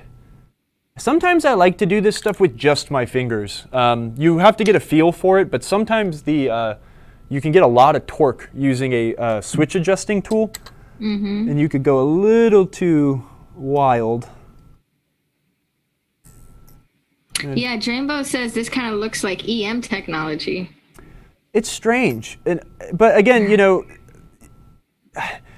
pinball's weird because you have to market it 2 ways. I mean, you have to attract players, right? If you made a dumb game, no one's going to want to come and play it. But you also have to attract the operator, right? The operator is the person that was actually buying these things. And if you had something notoriously unreliable, no one would want to buy them, you know? You don't want to have a bad reputation for something that's hard to take care of. So, I mean, there was a time, I don't remember when it was, but I think it was with Tales of the Arabian Nights, right? This is something where, you know, they were advertising to operators. There were so many motors in Williams games for a long time, and motors are very problematic, right? They break. That, like, on the flyer, they said, you know, a very fun game with no motors or something like that, right? Like, you should buy this because it will just be more reliable. And you'll see, again, with old games, they're not appealing to like, hey, this is a really cool game. It looks great. It's going to, you know, attract new players. It's like, hey, this thing's going to earn a ton of money, so you should buy it. I find the advertising back in the day funny like that. Yeah, the time bomb. Yeah, a profit time bomb. That's right. Time Warp's slogan. But one of them. There could have been something with this, right, where it's like, hey, we designed something that like doesn't need maintenance like this. And it probably didn't, right? These things didn't require tons and tons of maintenance, but they were not reliable enough for Steve Ritchie to get to use them on firepower. So, I'm not happy with some of these bends, so this is gonna be a switch bending stream now. As you keep bending them, yeah. I have a question from Transmissions. Ooh. Buying a new unboxed Stern pinball. Ooh, congratulations. Are you buying from us? What would you say is the most important accessories to get? Or products? Because the suggestion was Novus 2 being one. So I'm getting a brand new pinball machine. What type of stuff from the Marco store should I be getting to support this game? I would recommend getting definitely something to keep the game clean. It will take a while for you to clean the game. So yeah, some cloth and some Novus. New balls? I was going to say it depends on what game it is, but new balls would probably be good as well. Not that Sterns, the balls in some of the more recent Sterns have been a little soft, and they do start to show their age a little quick. Again, not that that's a problem, but some people do like shinier balls, and the balls that we have right now are they're hard. We'll cut that out. Maybe some new balls, because again, you're going to play the game a couple hundred times, then you'll want to replace the balls. Use something different. If you do keep balls in a game for too long, it can start scratching playfields up. But again, this is a new game. It's going in your house. It will take a long time. And then accessories, right? If you think the art blades, I like to call it pinball wallpaper. If you like the art blades for that game, I like art blades. They make games look neat. I really like the ones for Jurassic Park a lot. I don't know. I'd say that's the fun thing, right? It is up for your interpretation. Your pinball machine can be an expression of yourself. If I had a Jurassic Park, I would absolutely have the shooter knob rod because that is like the raddest thing I've ever seen. Rod. Yeah, and there's nothing more amazing than going to a pinball location and finding a pinball machine that has been given lots of love through the mods and accessories. Yeah, accessories can really set your game apart. Oh, whoa, this has the side art or, the UV kit for Stranger Things, Yeah. The little special things like that, the shooter knob, yeah, I mean, if you were really looking to like buy like a first aid kit, right, or like, okay, I'm getting a pinball and I want to make sure I have everything. I mean, get a set of coil stops, get a flipper rebuild set for the game. Mm-hmm. That way, eventually, when you do need it, you have it on hand. It's there for you, right? A new set of pinballs is a great thing to always have on hand, and stuff to clean it with. I like using Novus. There's 10 billion different ways to clean a pinball machine, and everyone will give you a different answer, but do some research, figure out what you like, but I always like using Novus. But yeah. It depends on what game. Now, if you're getting a Stranger Things, you have to get the UV kit. You have to. That is a rule. It's so beautiful. It is so rad. Yeah. Don Ford said, Art Blades install gave me bad anxiety, but totally worth it. Yeah, I want to put Art Blades in my... It's tough. Yeah, I just stuttered pretty bad. When I do Art Blades, I take the playfield out. It requires... you can do it yourself. I won't be putting Art Blades on my pin. It's easier for me. Vacation in Gulf Shores? Yes, I do. It's easier to do it when you take the playfield out because you can be more neurotic about lining things up well. And again, with some games like, shucks, if you had an Avengers, it would be nigh impossible to install Art Blades just because there's so much stuff packed up to the edge of the game. It would be very difficult to slide them in, but yeah, it is. That's not an easy install. Oh! A shaker motor. You need a shaker motor. Oh, the shaker motor. I really enjoy shakers. Kyle, can we get political for a second? Yes. Mystery Pinball Theater 3000 just came in our chat and said, people told me not to use Novus 2 on the playfield. Is that true? Don't we like to use Novus for everything here at Marco Pinball? I do. Yes, at Marco, we do. Why do people always say that? I've seen it actually come up a few times in the EM Pinball group on Facebook. They were talking about using isopropyl alcohol and not Novus. And someone said use a magic eraser. No. And I didn't know if they were being joking or not. It was a very vicious chat, and I was just like... This will be like a whole... We could do a whole dang show on this, right? Like, I use Novus for everything. Novus is abrasive, yes. Can you remove the paint on your playfield with Novus? Yes. Will you be able to do that with your arms and what muscle you have? No.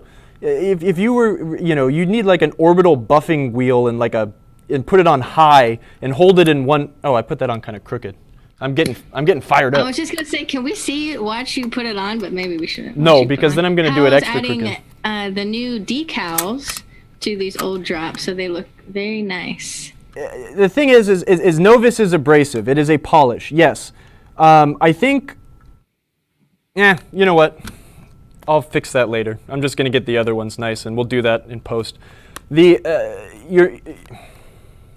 I think a lot of people clean their pinball games more than they need to. And if you are cleaning your pinball game with Novus every day, you will start wearing into the clear coat, maybe, eventually, right? But it does a very good job of taking off dirt that is ingrained and has been on your pinball machine for a long time. There are gentler solutions, right? You could clean a game with isopropyl alcohol or something like that, but it has water content, and I do not want to get anything that has water content near wood, right? What happens when you get wood wet? It swells. you do need to be nervous when you use Novus on games that do have some damage, right? You just need to clean it carefully. On older electromechanical games, there is not much of a clear surface left. Every pinball machine is clear-coated, right? But not the way people are doing it now. Today, people demand mirror finishes and like automotive quality shine and sheen on their pinball games for whatever reason. And it is safe to use Novus on stuff like that. That's a very hard product. You are just going to be, shaving off fractions of millimeter, you're not doing any damage. With older games that are lacking a lot of that protective layer on the actual silk-screened art, you will start to wear the art out. You can. But again, how often are you really cleaning your pinball game? I've been doing pinball for a long time. I have only ever used Novus, and I have never, ever, ever, ever had a problem. So again, there's 10 billion different people that have 11 billion different opinions. Just go with what you like. I like Novus. I recommend having it, but I'm not going to force you anyway. I guess I can tell you what I don't like. Products like Wildcat and Millwax they contain like petroleum distillates that are kind of nasty. They do make the game very shiny and sheen, but Millwax is absolutely not a wax, and it is a very mild chemical cleaner. So it doesn't really do a ton of lifting of dirty. You'll find with on games like the top arch on a traditional pinball game, the ball every single time you play that game travels the same exact path, and you get a lot of dirt into that top arch. Using something like Millwax there would not lift nearly as much of the dirt and grime stuffed into the playfield as like using something mildly abrasive like Novus will. I don't know. Again, do your recheck. I have never had a problem with Novus. Yeah, just be careful, right? Just be careful. Look, Wayne State Mac, sorry I messed that up, just said, alcohol and magic eraser work great for old games with ball swirls. I usually do it to a game when I recently buy it. After that, only regular cleanings. I would recommend that pop up a lot. Yeah, I'm gonna contradict forums, that. And that's anything magic eraser scares me because I see what magic eraser does to my pots and pans. I can't imagine what it would do. Magic eraser is like swear by it. 15,000 grit sandpaper, 10,000 grit sandpaper. Like it is very abrasive, and it will start tearing stuff up a ton faster than Novus will, right? If you ever use Novus Magic Eraser on your playfield, you need to protect the spot you did, because you just removed every last bit of protection that was there. Whether it was like a varnish on an older game, or you probably didn't remove your diamond plate or something like that, but you are significantly removing that.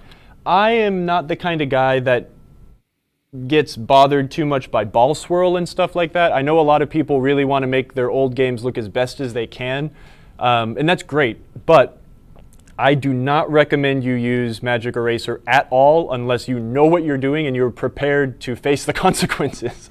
You can do a lot of damage real fast. I've seen a lot of people on the Facebook groups that are like, I saw to use Magic Eraser and the paint came off. What do I do? Well, there's not much you can do at that point, man. You have to be really careful. Yeah, I don't know. I could go on about this a long time, but I feel like people would get mad at me. So I'm going to try to keep my friends instead of giving my opinions. Moving on. That was our thoughts on that. Everyone be careful when you clean your games. Yes, just be careful. Again, test it in a small spot, right? Would you go and use some experimental car wax on your car, like right in the middle of the hood? It's like, no, you'd probably use it in the corner and try to make it an inconspicuous spot. So yeah, your mileage may vary with a lot of ways to do this stuff. That's all I'll say. For sure. Pin Daddy 41, are you still here? I'm scrolling up for some of these questions because we got sorry, I talked too long. Invested into some of our topics today. Pin Daddy asked, what might cause a Williams System 3 to score points by just activating the flippers? Ooh. If you're scoring 10 points every time you hit the flipper, you probably have a rebound switch that's adjusted too close. What I recommend doing is putting the game into switch test. and then slamming the playfield with your fist. What that will do will cause that vibration, but in switch test it will show you what number, right, just closed, and that way you could go in and adjust it. A lot of these older games, the 10-point switches that exist, like here behind the drop targets, and little rebound switches, they might all be technically the same switch. So what I would recommend is just take your plastics off and make sure all those switches are adjusted with enough gap. That's generally what that is. Nice, good tip. All right, so tell us the status of where you're at. I see the drop target. Neck is still on the table, but are you cleaning, fiberglass cleaning? Oh, you're trying to get the wires ready? Nope, I'm just cleaning the contacts on the drop target boards. I'm sitting here thinking it's like, I feel bad for like giving like such a brash pinball opinion, but at the same time, I mean, I guess that's what you guys come here for, right? Is you want to know my opinion, so. Dang. Let me go back to the cleaning thing for just a second.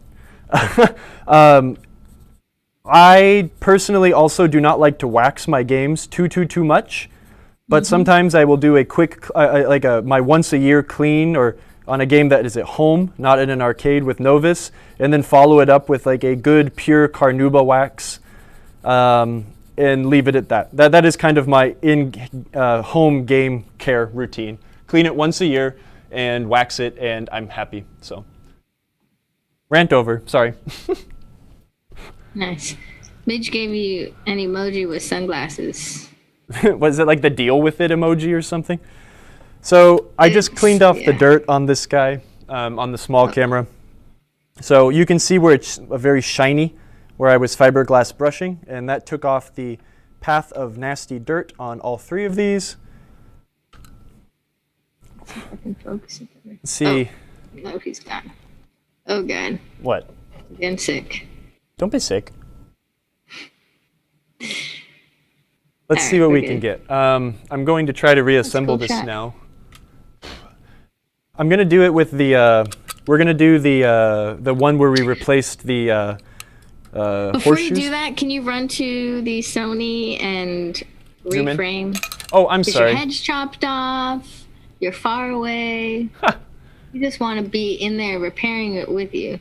Okay. Ooh, look at that beautiful studio. Yeah, we got a lot of pinball games in here. Drainbow asked, does fiberglass erasers not take off the protective plating on the copper? It can. Question? Again, and it's just like we were talking about with a magic eraser, right? A magic eraser is essentially a fiberglass material that really starts to eat at stuff. And that's why you have to be very gentle. If I sat here with that fiberglass brush and made small circles, I would eat the copper away. So we're just trying to get the black, the gunk that is built up from those contacts dragging up and down a bunch of times off, which will ensure us a nice smooth operation of the drop target from here on out. Nice. So I'm going to install the one with the new horseshoe first, because I know that will be a bit of a task to get adjusted well. How am I going to do this? I'm just going to do it like this. Oh no!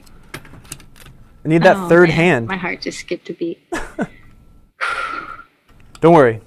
I got reflexes of something semi-fast. Not a sloth, but not a cat. All right, you got 2 minutes to finish this before What? we start watching Pinball Expo.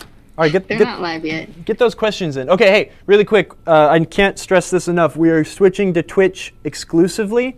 Please sign up for your free twitch.tv account so you can follow us there. I want to make sure we don't lose any of you folks that are watching via Facebook or YouTube. So for all our friends, let's see. There are a handful of you watching on Facebook. There are a handful of you watching on YouTube, and we appreciate you joining us. However, soon we won't be directly live on those two platforms. So please go to Twitch.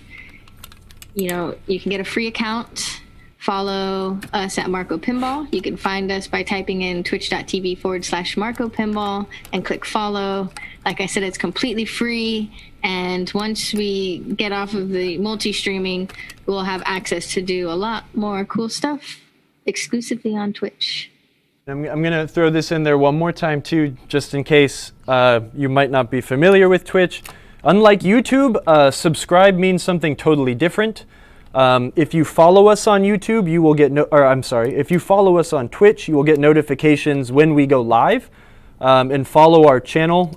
If you subscribing is like giving us a little donation and you get some perks. So if you go on there and hit subscribe, you're like, wait, Emoto said it was free. They're pulling a fast one on us. There is a difference. I had to explain this to my father the other day. So I wanted to make sure that I let everyone else know, just in case you are not familiar with Twitch. All right. I think that one worked out pretty good. I had it adjusted well. I just want to get this thing together, and we'll see if it works so we can all collectively clap our hands and then go enjoy what the 2020 Virtual Pinball Expo has to offer. They're not live yet, so that's okay. Indie Pins just said, oh man, where is it? I don't even know how I see this. It's just there every week when I go to your website. Am I on Twitch? Yes. Yeah, you are. Dude, you know you're on Twitch. You're on Twitch. He's making a joke, isn't he? Where'd that last screw go? Hey, look it. Kyle lost a screw and he had his magnetic bowl. Wow, I'm really bad. Huh. Well, we did have a question. Here it is.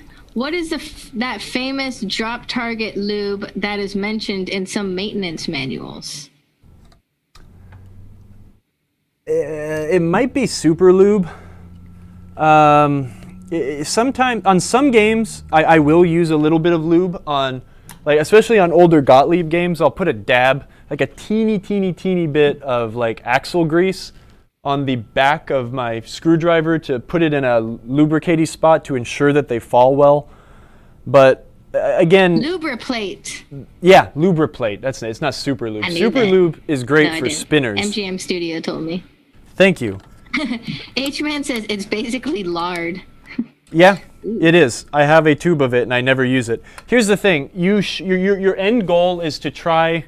Don't rely on lubrication ever. Your goal should be to get everything to work dry, because that is how it was intended to work. And if you are using lubrication, you are generally putting a Band-Aid on something that doesn't need to be there. So you kind of have to use your engineering brain to think, you know, okay, what is causing this and what can I do to fix it that isn't lubrication? But that being said, maybe we will do another video of where it is okay, where Kyle says it is okay to use lubrication on a pinball game. I know we did it a little bit when we were working on roller games, but maybe we should do that for like a little pin tip. But again, just like cleaning a pinball machine, there's probably a lot of people foaming at the mouth right now saying, you never lube anything, what are you talking about? So, your mileage may vary. For sure. And, oh no, Transmission said, checking ordering to Sweden, taxes and shipping cost more than the items in the cart. So, really? When's the last time you checked?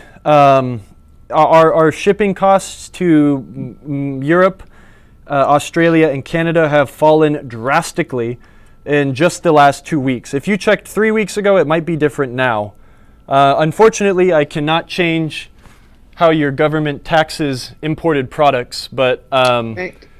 you know, again, it is annoying how much it does cost to send things across the ocean sometimes. So I would definitely recommend checking again if the last time you checked was even just a couple weeks ago. Yeah, they said checking now, which is, we've been working on really dropping those rates. So if you see something that's astronomical, shoot us an email about it at sales@marcospec.com. We'll take a look at it because we're still tweaking it. Yeah, and, absolutely. Maybe there's something we can do to help. I want to, give me like 5 more seconds while we make sure all these are touching. They look happy. I want to watch it work. Let's make it work. I think we'll be happy. And then I can almost play this game. It's been a while since I've time warped. But maybe if I don't have too much work to do at the arcade next week, maybe we will stream on Tuesday night. Maybe we'll play a little time warp. Nice. Yeah, it's been a while since we did a Marco After Hours. We should add a guest to Marco After Hours. So we add guests via Zoom, like how you see me right here. I would put you on the screen next to us, and we just talk pinball while everyone plays. So if you're interested in being a guest, we usually do it on Tuesday nights around 8 p.m. Eastern. Is that something you want to do? Join us. Send an application. Shoot me a message at marcotv@marcopinball.com. Could be fun. Send an application and a donative to Kyle at marcopinball.com, and the donative should be at least $100. No, I'm just kidding. We want you. We want you on. We like talking with you guys, especially since we are not at pinball shows right now. Yeah. We miss talking to our friends. I'm going to tack this back in place really quick. If you ever undo things from your wiring harness, make sure you put them back in place. Keep the wires nice and happy. Okay. Yep. Daniel said Croatia taxes are 25%. On imported goods, or I mean, yeah, that's the thing is in the U.S. there's not a lot of import taxes, or at least we don't see it. They're built into the price a lot of times. If anyone's from out of country and has traveled to the United States, sales tax is silly here. They don't actually tell you what it costs. You find out when you buy it, which is annoying. But we're going straight up CSR here. So items in the cart, $76. This is from Transmissions. Shipping $30. Taxes and duties $45. Well, but here's the thing, though. There's other options too, but also we can't really. I'll let you explain. What are the items though, right? Like if you're ordering a bunch of heavy stuff, that will obviously cause the shipping to go up. But if it's a few small things, definitely send us a message so we could figure that out. I don't have any credits. I'm gonna put the coin through the dollar slot so we get 5. Oh yeah.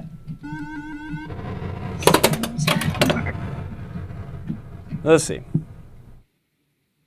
That one's adjusted too tight, and we're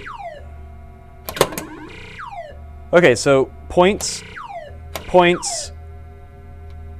too tight, and we're not getting points. So okay, there's just a little bit more tuning to do, but it's probably just because the I don't know actually. Yeah. Well, we'll look into it. I think we might have them adjusted just a bit too tight, which can also cause scoring problems as well. So once you have it like this, you can just remove one board at a time and kind of do some fiddling. And it was this target, so.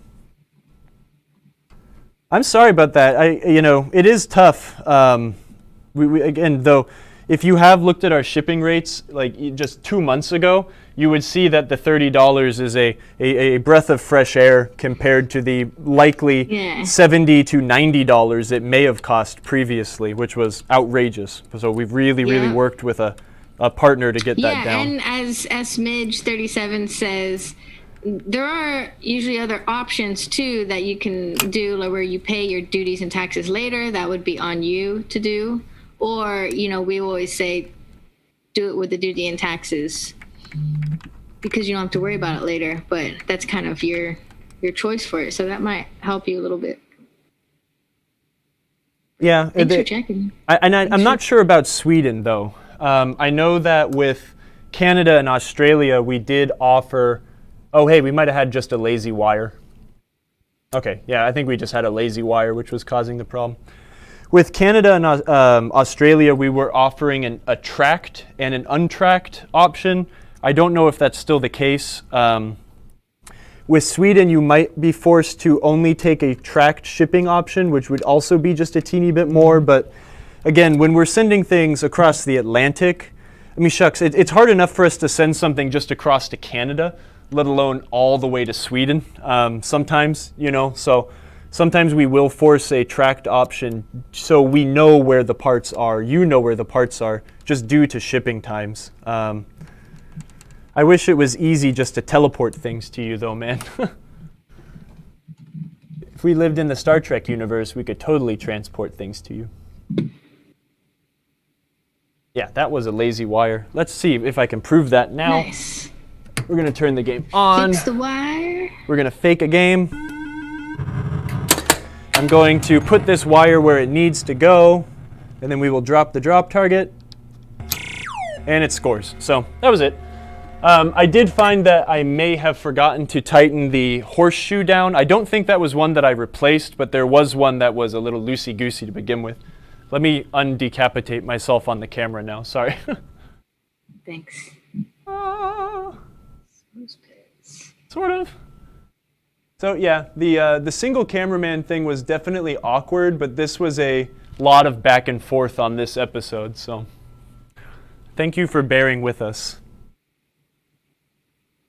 But I mean, you know, sorry, to get back to the shipping thing, definitely send me an email. This is a good example of let's see what we can do right for you and figure out if it's like something on our end or if that's just a unfortunate reality of how much it'll cost to get to you, man.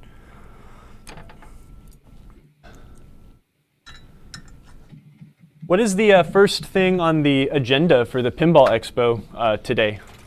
Well, I don't want to excite you too much, but it looks like Ed Robertson is showing his lineup of games. Oh my gosh.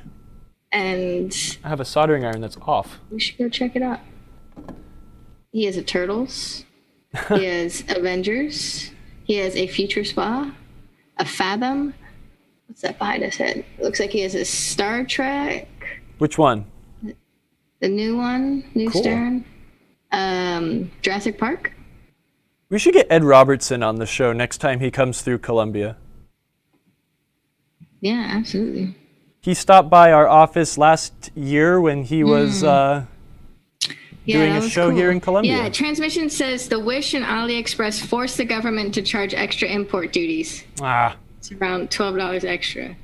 Sorry. yeah, I'm sorry, man. Hey, Maybe you know what? if you have a friend in another country, then they can order your pinball parts and then ship it to you or drive it to you. I think that's illegal, but Oh, just kidding. I didn't say that. Can we delete that?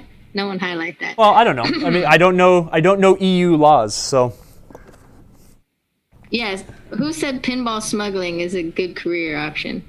me. Someone said Can that. I do that? I'm inconspicuous. Oh, indie pins, of course. Bez, don't do it. Hey, you know the nice thing though, We all want the victory shot of seeing all those drops working, Kyle. Okay. I was just kind of working lackadaisically, but we're gonna do it. Okay.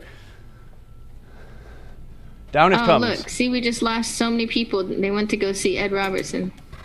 Hey, I don't blame them. All the real ones stuck around, and they're gonna watch all of these dumb drop targets go up and down the way they should. Someone just asked Ed if he was a time traveler. He asked what? If Ed was a time traveler. Maybe.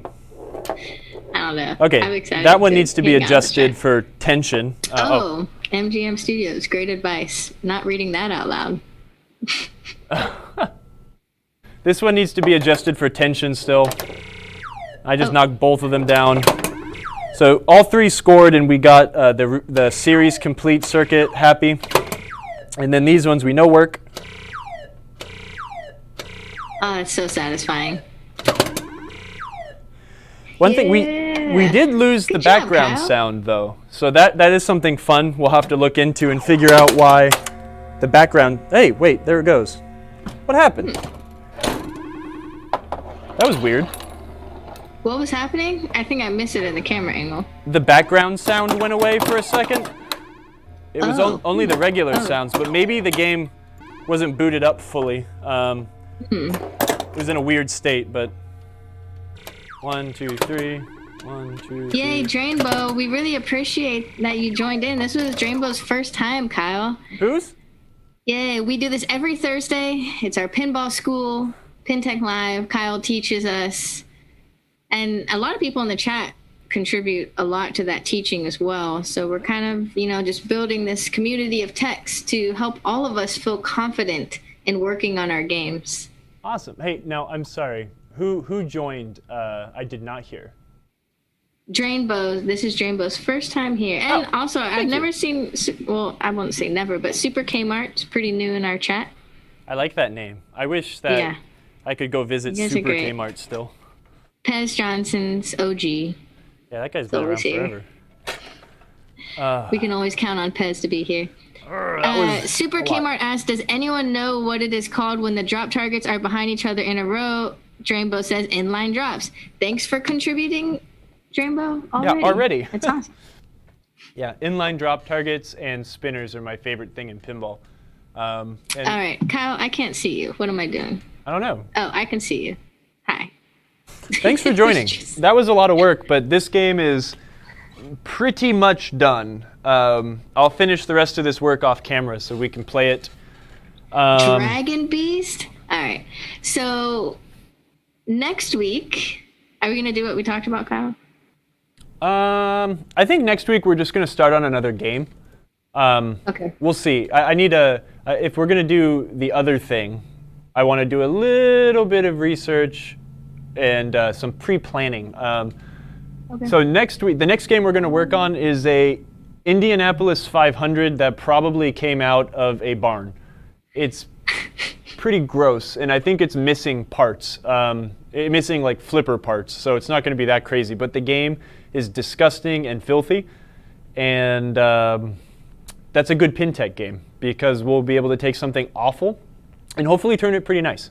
So nice. It's a newer game. Do some before and afters. Yeah, before and afters, and I know that, I mean, I love the old stuff, but I know most people like the 90s and newer stuff, so this is going to be our first dive into a more modern game. So. Absolutely. So it'll be like a surveying Indy 500, kind of starting it off. Yeah, well, I mean, we might as well take a look at it and figure out the attack plan. We can see if it's safe to turn on. We could start rubbing Novus on the, disgusting layer of dirt that is all over that poor game. Well, we'll come up with a game plan together, and I'll tell you how I would attack a big project like this, or where I would start. Oh yeah, of course, Indy Pins would love Indy 500. Yeah. Oh, speaking of which, Indy Pin said this is great how you resolved all the production problems that used to happen. Thanks. Mm-hmm. We're working on it. We still have problems. We won't fool anyone. But I wanted to see, let me see if I can add this in real quick. So we're talking about eventually revamping our layout. So here's my idea. Everyone listen in the chat because I want your feedback. So we were thinking of moving everything up, taking out the rebuild, repairs, pinball tech shot pinball parts, and moving the main cameras up, and then putting on the bottom a little like news ticker, back in stock ticker sort of thing. I made a test one, and it's in a weird placement, but you guys check it out. Let me know if you like it. While I load it, let's see. Now my voice isn't so hoarse. I've hydrated myself with bubbly water. Let's see if this works. Okay. So my idea was to just play this throughout the show. It would show up every once in a while. And what you're seeing here is the part numbers and different parts that we've gotten new. Like we just made them, like, what's the terminology for that, Kyle? Oh, just a new part, right? I mean, it is. It's like we just recreated some of these parts. Remade new parts, back in stock. So it could be new products or back in stock products. Do you like the way it looks like that? Or is it distracting? Is it useless to you? Do you look at that and say, I don't like it? Would it be better if I put like pinball news stuff in there? Like, for example, it would say pinball news, and I would write in there, Pinball Expo is streaming these days. Tonight. Or once we have like shows, I think the Indisc is January 7th. The thing I think about is just like, until I started really working at Marco, less aggressive I didn't care about part numbers, right? So it's like, it's kind of hard for me to translate, and it might be hard for you to translate too, like what those part numbers might be without seeing them. And I was trying to think how we might be able to do it visually, but it kind of clutters up the nice little thing about, hey, like, look, time warp. These are the parts we're kind of using right now. I don't know. It's hard. Yeah. Yeah, everything you guys are saying is stuff that I'll definitely have taken into consideration. So like Pez said, might be a little too big. That's what Kyle said, better on the bottom. Yeah. That's why I think we should do the layout different. IndiePins asked, can you use a less aggressive font? Yes, well noted. I do that. The font is too bold. Okay. And I think smaller, right? A lot tinier. Like, yeah. News one. We'll see how it works. You know, like I think a layout evolution would be good. Bottom. We've been using the same layout for like 10 months, but you know, it's like we didn't want to add something too distracting, you know, but we also wanted to make that information available for people that may have joined in like a little bit later. You know, generally at the beginning we kind of talk about like, oh, so this, that, news, here's what we need to talk about. And we wanted to have something to kind of convey that info, but that is some good input. I like that. I tried that out. Who said that? Pez said maybe it can be, oh God, what am I moving? I can move it down here. To the bottom? Like instead of the every Thursday, like I can put it down there. That's kind of what I was thinking too. So like sometimes you would see this and sometimes you would see, sometimes you would see this. I think the only thing I'm afraid of is it's going to get really, it's going to start feeling kind of busy, you know? But I think what I really should try doing is, even though we have really neat products on the featured products on the website, I should really do a better job of changing them out to especially like the new things that I've introduced, even if it is a boring straight piece of metal with a few holes drilled in it to hold drop targets in place. It's still a new product that wasn't available until last week, right? I just finished getting all of the heads in a Bally game, all of those brackets remade. So all the brackets to hold the inserts in place, the insert support, the transformer bracket, like all those things we can get new now. The little latch that latches up and down. I just got the Data East little insert latch recreated also. I'm trying to think of other interesting things in the pipeline, but right now I've just been reordering parts. I think the next project I'm going to tackle is we're going to get stern drop target banks. Maybe get like a 4-bank stern drop target bank redone, all the flat panels, for you people that are building Quicksilvers and Stargazers from scratch, or really want to have shiny new parts, right? So if that sounds cool, give me a thumbs up and we'll work on it. I'm copying all of y'all's notes. You guys are giving me awesome notes. I wish I could read Thank you. And yeah, all of this is awesome. So, okay, so say if I did do a ticker, a news ticker of some sort that's not distracting down at the bottom, would you want to see new products in stock like that? I know we have the photos, and the photos one's better. I could just add them to this photo reel with like some type of icon. Yeah, or would you like to see the ticker have like pinball news type of information? And then or do you want Kyle to spend more time updating the front of the website so you can see all the new stuff in stock? Well, yeah, you have to do that anyways. Oh, absolutely. It's not an other. I'm excited to play this game. Yeah, I want to make the video bigger. Yeah, video bigger would be cool. I wonder. The main video. I guess if we were really redoing it, the main video bigger would be cool. I think the chat is like one of the most important things, so I wouldn't want to sacrifice the size of the chat too much. But I don't know, it's like I want to have those products featured prominently, but it does kind of take up a lot of space. I wonder, I don't know. I was trying to think, it's like, how could we like fit Emoto's head underneath those products, but then we'd start to really cut into the secondary screen too. I don't need to be here. No, you do. I could be really tiny. When you're not here, the first thing everyone says is, where's Emoto? Why is this guy with a beard here? Should I change my position each day? Yeah, put yourself over me. Oh, Pez, that's awesome. Maybe put the shipping code in the ticker. Huh. That's a good idea. Yeah. Neighbor What is from the Home shipping Improvement. code today? Wilson. Okay. We've only given it out once in the chat, right? Guys, when we started this, I look at the old layouts of some of our first episodes, and I'm like this. I'm like, yo, what's up, Kyle?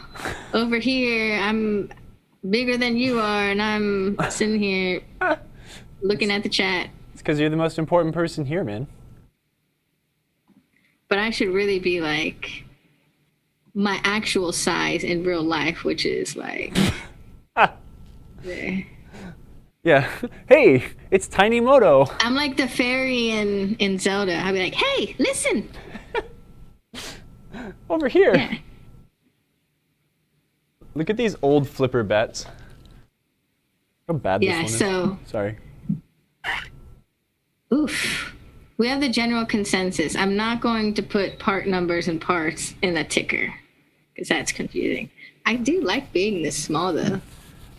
I think it's What fun. if I integrate myself into the game logo? Oh, if you can take Crazy over Barry logo. Ausler's face.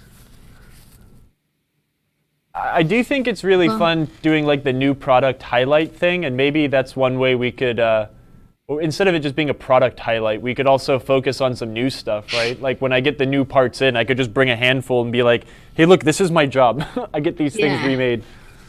Okay, DeWisp. From now on, every time we start a show, I'm going to strategically hide me in the frame at the beginning, and everyone's going to try to figure out God. where I am. That's gonna be fun. The You game can- info could be smaller, not up all the time. Yeah, that's a good option too.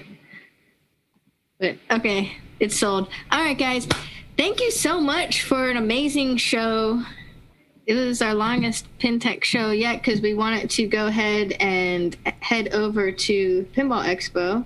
Yeah, let's do that. Oh, wow. It's the Pinball Palace, I think, is heading on right now. So for all of you on Twitch, thank you for being on Twitch. For everyone that's on Facebook and YouTube, there are a few of you. Please get a Twitch account. It's free. Follow us on Marco Pinball. Follow all the other streamers. There's like 200 plus people streaming pinball now, and everyone has their own unique flair and twist to it. We do pinball repairs, and you find a new community. It's really awesome. And the cool part about Twitch interactivity is we can raid other channels when we're done. Yeah. So for example, we're gonna all head over to the Pinball Expo chat. So until next week, say bye, Bye. Kyle. Thank you. Bye. Thanks for listening to me. Oh, in 10, 9, 8, 7, 6, 5, 4. Raid. Those horseshoes. PT-HORSESHOE. PT-HORSESHOE is your free shipping code. Oh my Horseshoe. gosh. Use it. I didn't copy and Bye, paste it. DeWisp. Bye, everyone PT-. else that says thanks. Bye. Kyle will be streaming this weekend too, probably. So come, Yeah, you can watch me drink beer and work come on loiter. 70s loiter in computers. Kyle's space. See ya. We are rating. I want to do my splash screen.